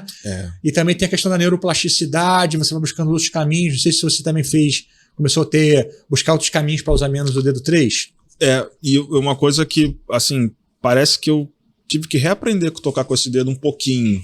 Entendi. Mas você tá usando menos ele? Tô usando menos ele e frases que eu não conseguia, não tava conseguindo mais fazer. Eu tive que reaprender algumas frases, mesmo usando ele, né? Mas acho que, sei lá como é que fala isso, de ter que reaprender. É neuroplasticidade. Você vai dando o seu cérebro vai buscando outros caminhos para fazer as mesmas coisas.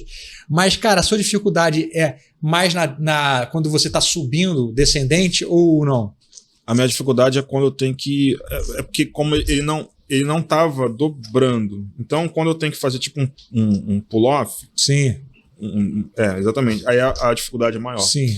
Porque então é voltando mesmo. É voltando. E ele não tava apertando. Isso aqui que eu tô fazendo, ele batia assim, ó. Sim. Entendeu? Aí eu fiquei, caraca, eu fiquei preocupadíssimo. Mais ou menos parecido com a minha parada também, fiquei preocupadíssimo. Cara. Cada vez você não vai percebe isso depois de um tempo, né? É um conjunto de coisas. O médico não mandou tomar remédio. Eu até perguntei, vai passar um remédio? Ele falou, fisioterapia vai resolver. Aí eu fazia fisioterapia.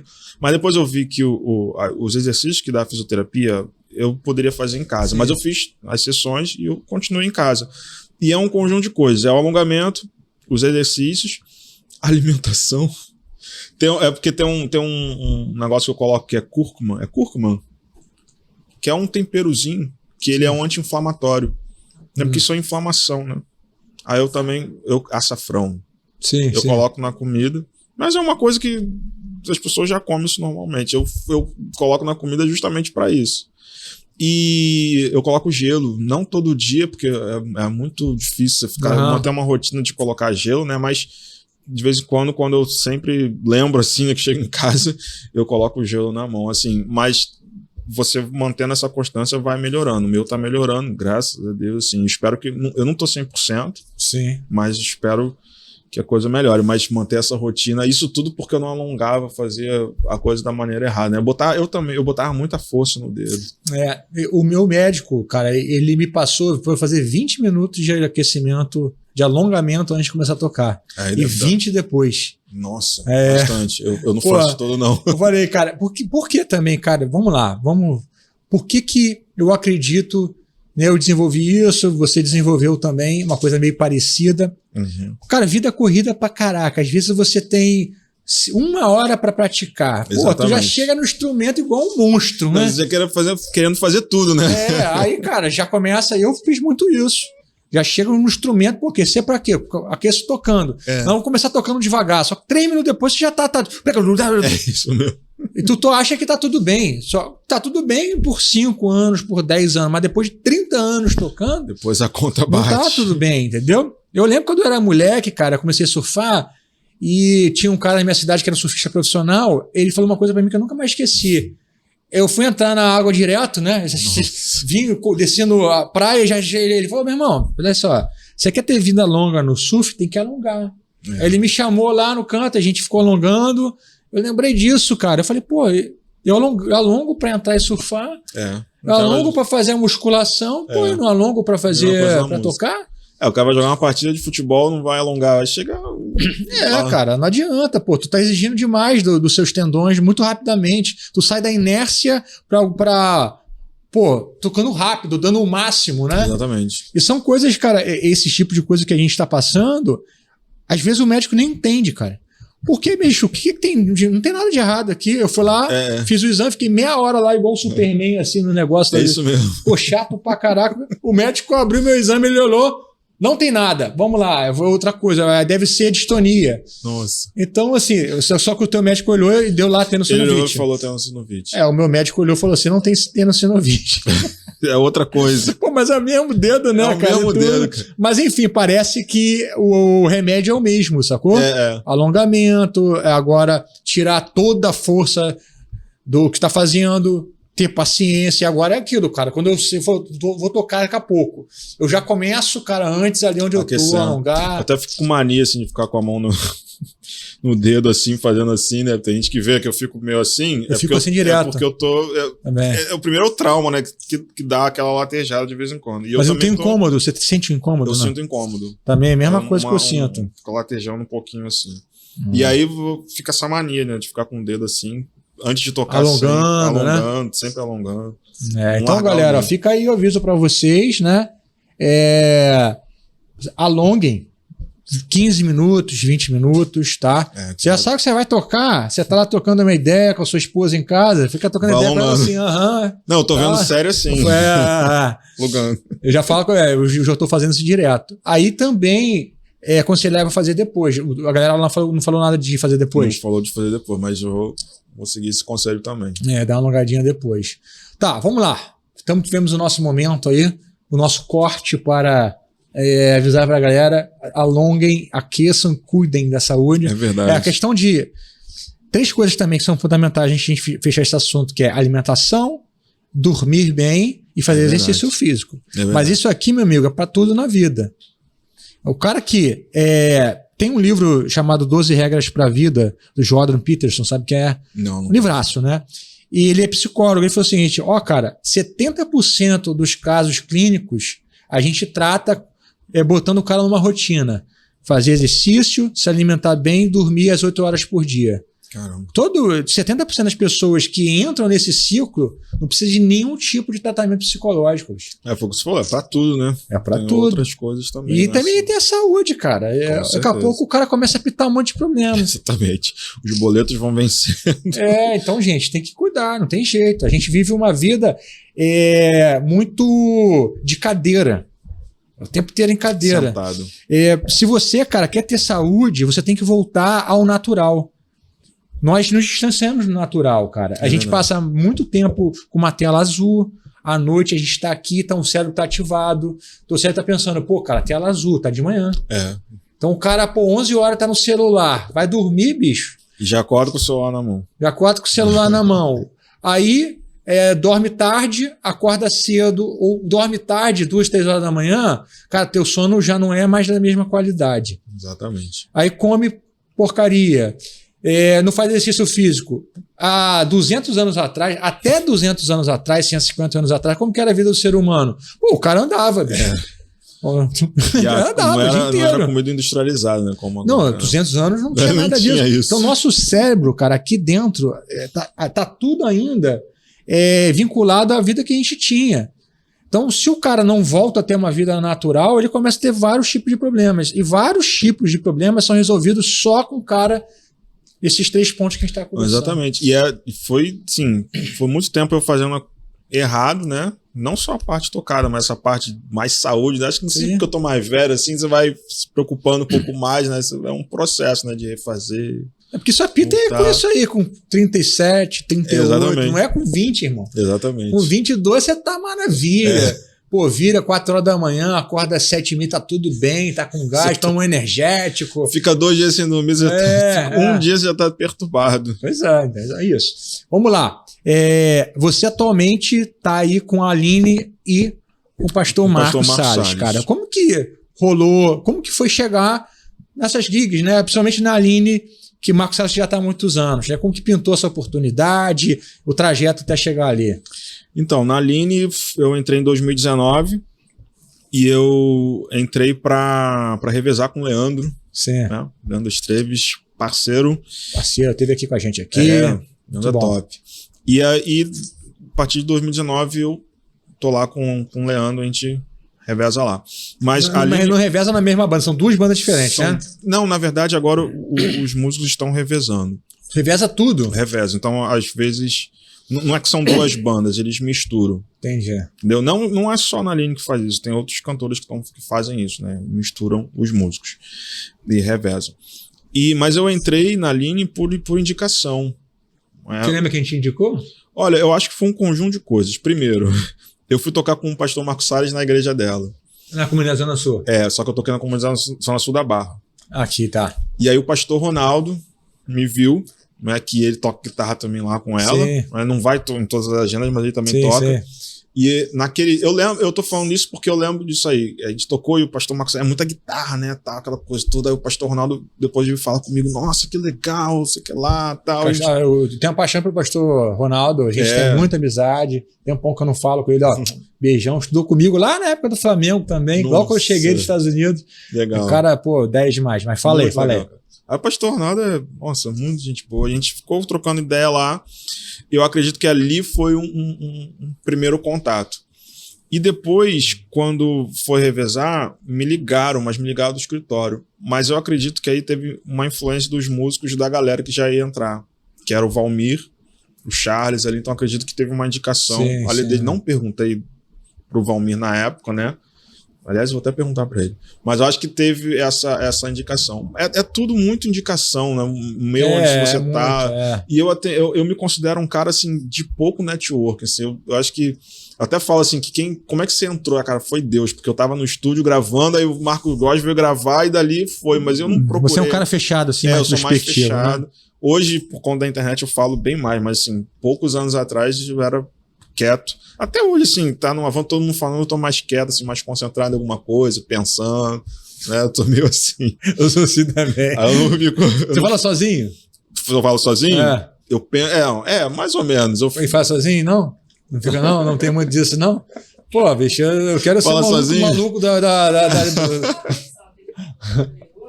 Não, eu falo sozinho pesadamente. É mesmo? Nossa, minha esposa fala assim, cara, tu é maluco, velho. Fala sozinho. Pô, no banheiro, você me deixar no banheiro. Não, tanto que na banda do Regis, o pessoal fala assim, você entra mudo e sai calado. Porque todo mundo conversando na van, quieto assim. Aí quando eu falo, tanto que o bom diz que quando eu dava uma opinião, todo mundo me ouvia, né? Porque assim, esse cara nunca fala. Quando vai falar alguma coisa porque é um negócio importante, né? Aí tinha essa parada, assim. Então eu acredito que foi indicação, um conjunto de fatores. Agora, o que acontece? Por estar produzindo, na época eu tava produzindo muito, o Valmir, eu tava sempre gravando com o Valmir. Eu sempre chamava o Valmir pra gravar comigo. Não, sim, porque por causa do não por interesse alguma coisa, mas, cara, porque o som que ele tira, absurdo e tal. Então a gente já tava gravando muito no estúdio, né? E outros projetos, coisas assim. Então eu já tava tendo muito contato com o Valmir, muito contato com o Charles, que era a galera da outra banda. Sim. Então acredito que isso também influenciou um pouco. O Marcos Salles, eu entrei, a galera da banda do Marcos Salles já tocava comigo com outros cantores. Entendi. E quem tocava com o Marcos Salles, assim que ele saiu do 4x1, era o Serginho Cavalieri. Não sei se você conhece o Serginho. Já falaram dele aqui, já citaram ele aqui. O Serginho mora nos Estados Unidos hoje.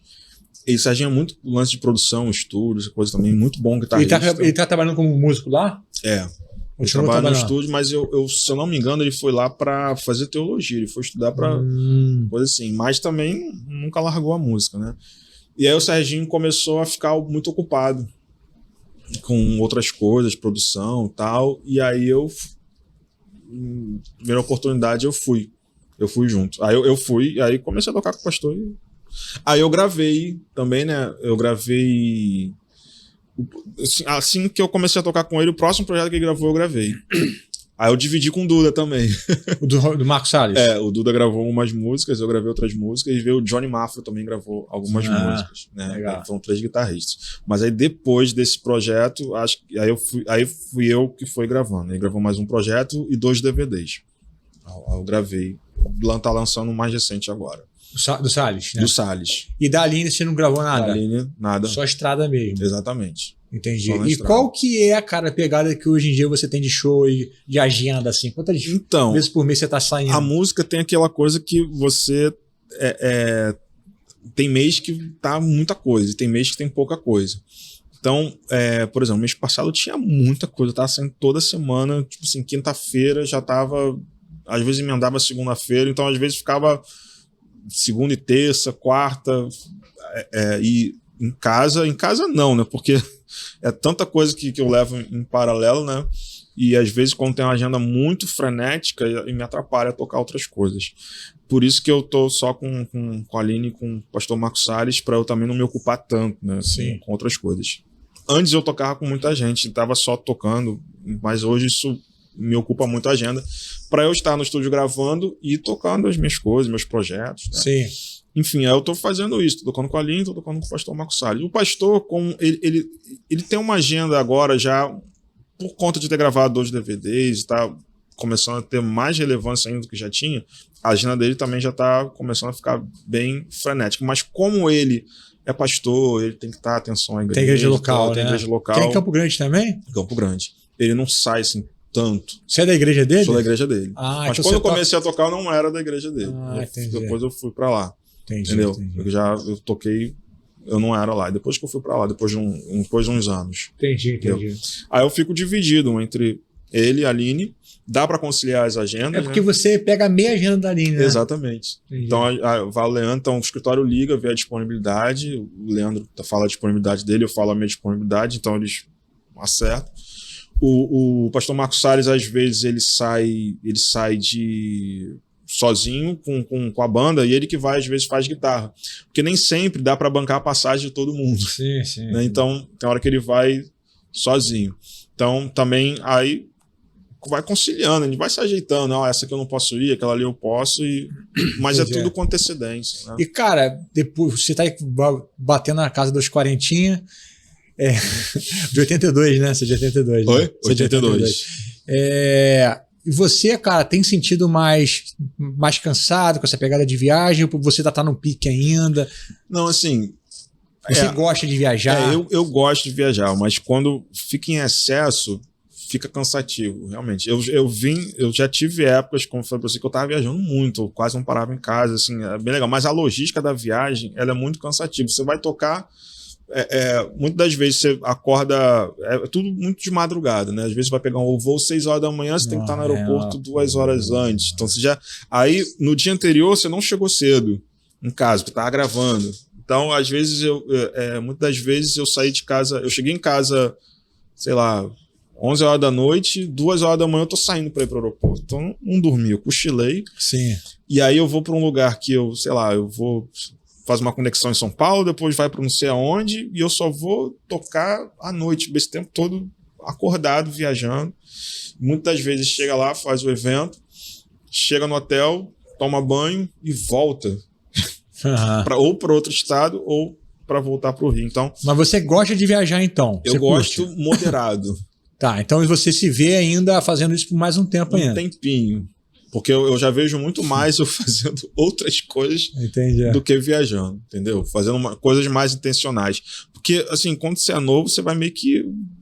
Você vai meio que deixa a vida me levar. Estão chamando pra tocar, você não tem muito objetivo, né? Não tem muito aquele negócio. Depois você vai ficando mais velho, você vai começando a fazer mais as suas coisas. Eu fui um cara que eu nunca deixei de fazer as minhas coisas. Tipo assim, eu tava fazendo faculdade, E os músicos que estavam ao meu redor, muitas vezes, falam assim, cara, isso tá te atrapalhando muito. Porque às vezes eu tinha que dizer não para algumas viagens porque eu estava estudando. Tinha prova, tinha que fazer as coisas. E que, não, cara, você tá viajando muito, cara. Essa faculdade não tá servindo nada para você. Eu falei, não, vou fazer a faculdade. Eu fiz, entendeu? Porque eu nunca deixei de seguir com as minhas coisas. Eu nunca deixei de estar gravando, entendeu? E fazendo, produzindo, em paralelo de tocar com cantores. Em paralelo de tocar com os cantores. Então eu sempre abri um leque. Eu acho que na música, hoje em dia, você tem que abrir um leque e fazer mais de uma coisa. Sim, sim. Entendeu? Porque se esgotar as agendas com os cantores, você tá, sei lá, dando aula. Se esgotar os alunos, você tá gravando. Se não tiver gravação, você tá fazendo alguma outra coisa. Então eu nunca parei. Tem hora que sim, que junta tudo ao mesmo tempo, a agenda fica muito frenética. Tem, mas é melhor isso do que tudo parar ao mesmo tempo. Exatamente. Também que aconteceu na pandemia, né? Exatamente. Então, veio na pandemia, então você está resguardado de tem alguma coisa reserva, você já se programou. Outra coisa também que o músico precisa é organizar o financeiro. Eu errei durante muito tempo com isso. Né? Depois você vai... Você tem reserva? Hoje em dia você faz reserva e tudo? Faço reserva, tá? Eu tenho a contabilidade, tu quase... Assim, vira e mexe, eu entro no computador, faço os cálculos, tô sempre programando as coisas, orçamento, assim, mas já fui muito displicente nisso. Aí você vai apanhando, né? Depois você vai aprendendo com a vida, né? Mas o músico ele precisa fazer isso. Eu não sei como é que tá a geração de hoje. Acredito que eles estão um pouquinho mais informados, mas mesmo assim a música é aquela coisa da arte, né? Então a galera vai muito na empolgação. Sim, a galera quer tocar. Muitas das vezes fica tocando de graça durante muito tempo, ou eu sei que tem um período que você tem que mostrar um projeto, de repente para entrar em algum lugar, tal, coisa assim, mas não pode fazer isso o tempo todo, né? Você tem uma coisa, e às vezes até desmerece. Chama ele que ele é baratinho, ou chama ele que ele não... Aí quando você vai cobrar para um projeto, fulano faz de graça para mim. Mas aí fica com essa galera de graça. Exatamente, aí, né? Então desmerece um pouco também a classe dos músicos. Então, se todo mundo tiver essa consciência, né, desde o início, né, esses erros, né, que depois a gente comete depois. E você também tá no meio que é o gospel, que, cara, que tem uma espada muito bizarra, né? Muito. De lance de não pagar músico. Acontece. Então, assim... Acontecia, né, já aconteceu, assim. Infelizmente, acaba que tem essa desvantagem no meio. Quando eu tava querendo viver de música, eu não sabia que ia conseguir viver de música e dentro do gospel. Né? Porque tem, cara, as pessoas têm que saber separar o seguinte: uma coisa é o seu serviço.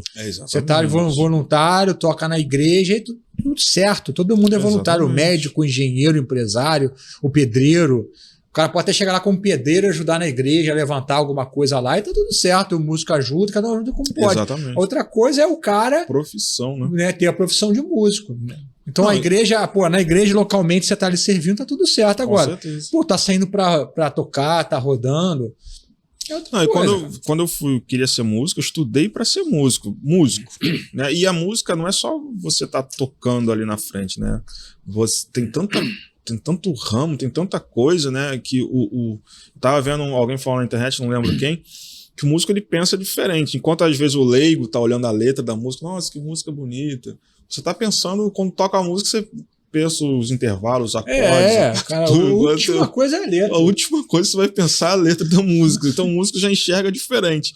E trabalhar com música, acredito que assim, o leigo, eu acho que é aquele momento que você está tocando lá. Mas não, tem tantas outras coisas. A gente falou aqui, produção musical, edição de áudio, edição como é, arranjo, não sei o que lá. É tanto trilha sonora, é tanta coisa para o cara que trabalha de música. E uma vez eu fiz uma analogia também, foi um pastor, encontrei com um pastor grande no aeroporto, e estava conversando com ele, pastor. Não sei se eu posso dar nomes aqui. Não, mas a gente estava conversando muito, né? E ele estava falando assim: eu fui tocar com a Aline e ele estava no mesmo evento, a gente voltou no mesmo evento, fiquei conversando horas com ele no aeroporto. Aí falou: vocês têm uma das posições mais ingratas de ser músico dentro do gospel. Vocês são muito incompreendidos, aquela coisa, então a gente batendo papo. Aí a gente tava falando de outras profissões, aí ele falou assim: e o ginecologista? Crente. Aí que ele falou que teve uma situação na igreja dele, que uma irmã veio falar com ele que para tirar um obreiro, que ele tava tirando foto, ele tirou foto de mulheres com lingerie. Quem tirou foto? Um obreiro da igreja dele. Ele era fotógrafo. Ele era fotógrafo, entendeu? Aí uma irmã veio e falou assim, você tem que tirar ele, você tem que dar uma repreensão nele, porque ele postou ainda por cima a foto, que era o portfólio dele. Aí ele falou assim, nossa, então vou ter que falar com fulano também. Ah, ela, não, com fulano, por que não? Porque ele é ginecologista, o que eu faço agora com ele? Aí eu falei, cara, que analogia boa, né? Cara, ele vai parar de atender do jeito dele, né? Ele é crente, só vai atender crente, e pior ainda, né? Não sei o que faz. Ou seja, tem a polêmica, né, em torno do músico, mas, cara, é uma profissão como qualquer outra, entendeu? Tem um caso que eu já falei aqui antes, né, eu posso até falar, cara, do Diante do Trono, que até teve um vídeo super polêmico aí, porque ela não pagava os músicos, né? Só que, cara, pelo que eu entendi, tá? Pode ser que ele tenha alguma coisa, né? Ela tinha um salário dela lá, a menina que cantava. Eu nem peguei essa época, tá, gente? Eu nem acompanhei, então, assim, eu sei por alto pelo que eu vi ali. Ela tinha um salário dela, tinha um escritório que tinha um salário para fechar show, todo mundo ganhava, mas a banda tocava de graça. Só que, meu irmão, não era tocar de graça na igreja, a banda saía para tocar. Nossa, então você vai tocar na quarta, quinta-feira, meu irmão, que emprego que você tem? Você chega pro teu patrão e fala assim, cara, eu tô com uma agenda aqui do meu ministério, eu vou ficar 3 dias fora, dá para abonar aí, depois a gente faz alguma coisa. Não dá. Não dá, cara, você vai sair, não tem jeito, você tem que viver disso. Tem que, exatamente. E rolou essa polêmica porque ela falou que orou e que Deus falou que não era para pagar, entendeu? Que estava tudo certo, era para ser um trabalho voluntário. Só eles estavam ganhando. Não, pô, meu irmão, é brincadeira isso. Isso aí é revoltante, gente. Pelo amor de Deus, cara. Quando cai a ficha, né, vai passar uma idade, você, cara, isso acaba que é uma ilusão, que o cara ele tá indo, porque ele vê tá vislumbrado com o show, né, com as luzes do evento, mas quando chega em casa, não tem. E outra coisa, uma outra coisa que eu ia falar que eu acabei esquecendo. Esqueci, deixa pra lá. Esse negócio do músico. Se eu lembrar, eu falo. Não, cara, mas enfim, é complicado, mas quem senta nessa mesa aqui são os que se valorizam, né, cara? Exatamente. A galera que tá tocando de brincadeira, tá tocando de brincadeira. Vai ser sempre maneiro, ótimo, cara. É assim, é o que eu falo, sirva na sua igreja, cara, seja feliz, toque. Você pode tocar todos os dias da semana. Você tem outro emprego, sirva, cara, toque todos os dias. Seja até ministro lá, cara, ensine. Faz o que você fala de coração. Mas cara, o cara que precisa viver, ele precisa viver de música. Eu toquei, cara, desde que eu me entendo por gente, desde criança até agora eu tô tocando na igreja.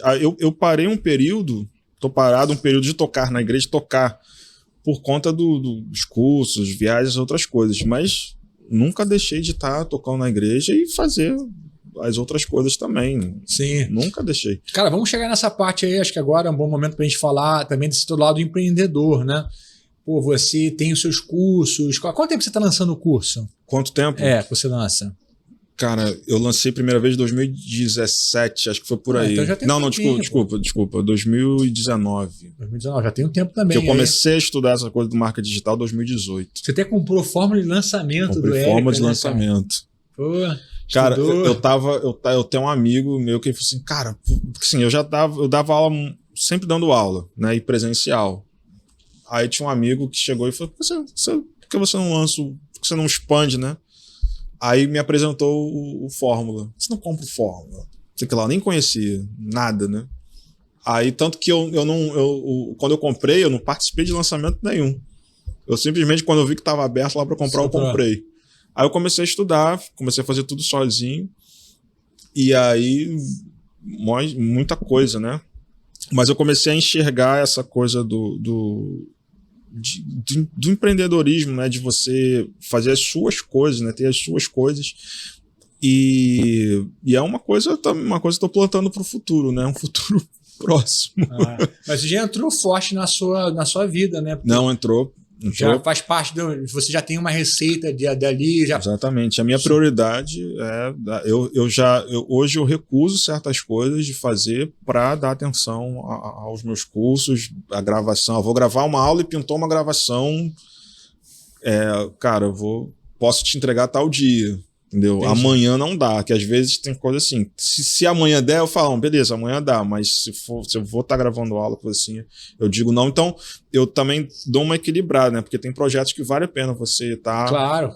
junto, né? Mas eu tenho essa liberdade hoje que eu não teria um tempo atrás, de dizer alguns nãos, né? Para focar nas minhas coisas. Então, tenho os meus cursos que eu tenho, acho que desde 2019, né? Que eu tô fazendo, tô lançando.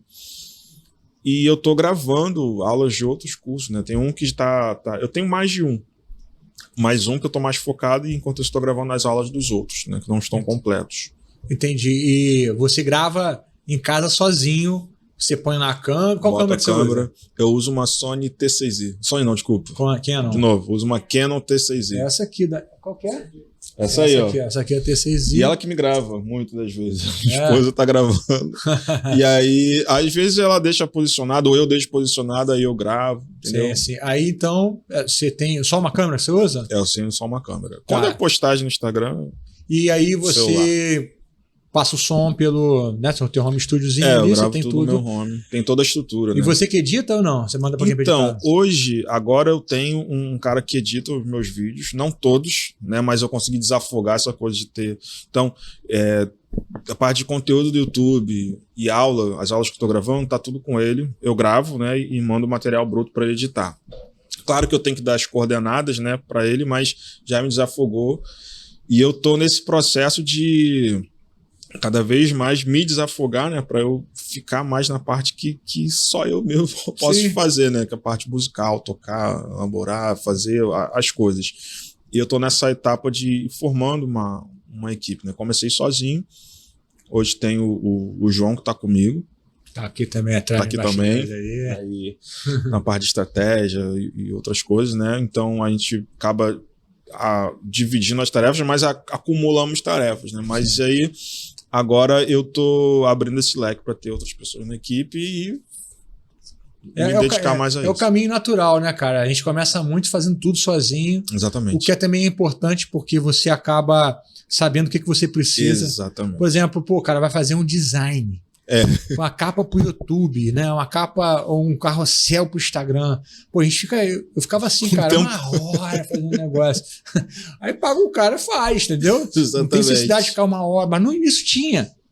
E hoje em dia você sabe exatamente o que você precisa. Exatamente. Pô, tem um cara para editar o vídeo. Pô, ficava editando vídeo, demora, né? Um tempão. E eu fiz questão, a galera, assim, quando eu comecei, tinha gente que fala, eu sabia que poderia montar uma equipe, ou poderia dividir com outras pessoas, assim, e tinha gente que até falava assim, por que você não faz junto com fulano, junta com ciclano que já tem experiência? Eu falei, não, eu quero aprender tudo sozinho, até porque eu queria saber se, tipo assim, sei lá, deu errado, mas deu errado o quê?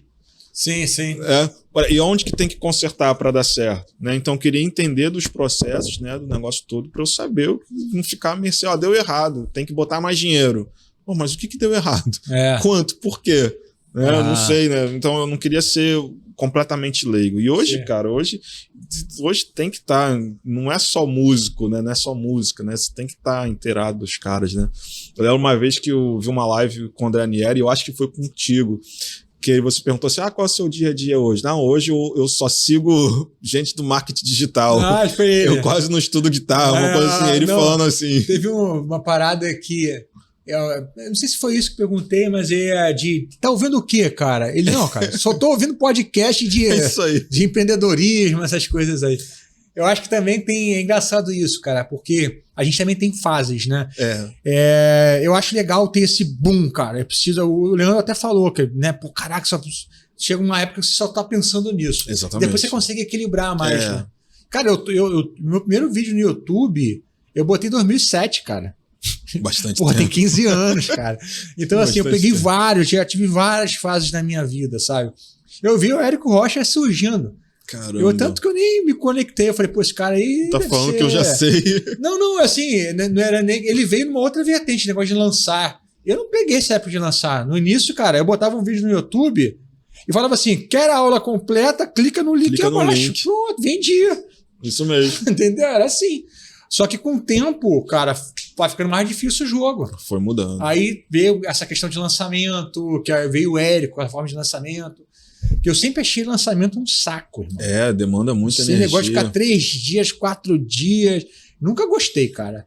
Então, assim, eu já lancei várias vezes, mas tudo que eu posso fazer para não lançar e para outros caminhos, graças a Deus a gente fez uma assinatura da escola que, pô, a gente, né, óbvio, depois de tantos anos fazendo, ficou uma coisa super forte. Já tem muita gente que segue a gente há muito tempo. Exatamente. Porque, pô, se desgasta demais. Gasta, e todo mundo que desgasta. faz lançamento, irmão, fica revoltado depois de um tempo. Não, eu concluí, eu fui pro Perpétuo depois de um tempo, mas eu concluí até porque o público da música eu acho que é um público mais pronto para comprar. Eu acho que ele para adquirir um curso, né? Porque acho que ele sabe o que ele precisa, você não tem que levar o nível de consciência, fazer um evento com um monte de coisa. Ele sabe que ele precisa melhorar, que tá ruim. E hoje em dia, acho que ele tá. Hoje em dia, ele tá te olhando, mas ele tá olhando o ciclano, ele tá olhando todo mundo. E ele vai se identificar com alguém ali no meio do caminho. Cara, eu vou comprar o curso do Rodrigo. Cara, só daqui a 3 meses que eu vou abrir o negócio. Ele vai. Compra de outro. Então, acho que o público da música é um público também que está muito mais pronto para comprar do que ele fazer um lançamento, né? Eu concluí isso, e fora isso, a energia que eu... E também isso aqui é uma coisa que é legal, cara. Eu falei, eu tô aqui há muitos anos, né? Eu vi muita gente chegando e parando. Porque só vai ficando, cara, quem faz bem feito. Os caras que fazem mal feito vão desistindo, cara. Porque vai se queimando, vende só uma vez. Exatamente. Aí o cara fica queimado, raiva... a pessoa começa a falar mal, aí o cara faz um patrocinado, o cara embaixo, pô, eu comprei o curso, é uma bosta.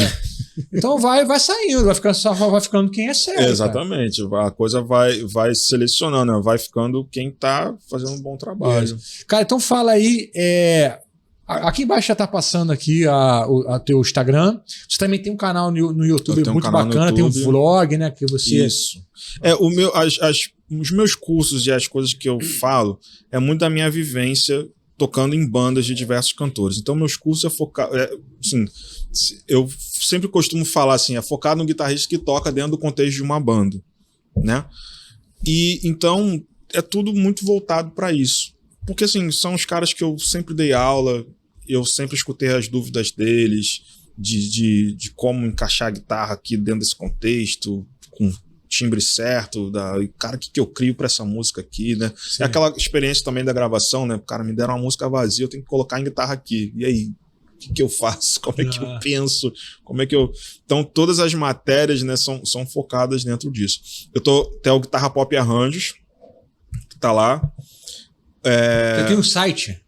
Não tenho site. Então, o cara, para comprar, ele vai tem que ir no teu Instagram. Ele vai no meu Instagram, vai clicar na bio e tem lá todas as informações. Tá. E aí eu tenho o Harmonia Aplicada à Guitarra, que eu coloquei esse nome, né? Que eu fiz um estudo de harmonia mais direcionado pro guitarrista e pro cotidiano dele como um guitarrista que toca no contexto de uma banda. Sim. Né? Eu tenho o Guitarra Pop Timbres, e o Guitarra Pop Solos. Entendi. Né? Que são esses conjuntos de coisas que eu creio que o guitarrista precisa para se dar bem dentro de uma banda. Então o cara encontra isso no Instagram, teu canal do YouTube também, pode seguir lá, que tá sempre com vídeo novo. Muito conteúdo, tem bastante dica lá, fora vlog de estrada, enfim. Também no meu Instagram eu tô sempre falando, respondendo, dando dica. Então, ó, sigam o Rodrigo no Instagram, no YouTube, comprem do Rodrigo, tá? Olha aí. Porque vale a pena, um cara super competente, trabalho super bonito. E galera, pô, quero agradecer aqui o Rodrigo, cara, mais uma vez. Eu que agradeço, cara. Eu agradeço. Uma honra. Diretamente de Campo Grande. Obrigado aí. Honra foi toda minha, cara. Valeu. Prazerzão estar participando. Então, galera, você que chegou até aqui, você já tá inscrito e já deixou o like, né? Senão, ó, Deus tá vendo que você não deixou o like aí. Verdade. Então, ó, Deus te abençoe grandemente e até o próximo episódio aí. Valeu.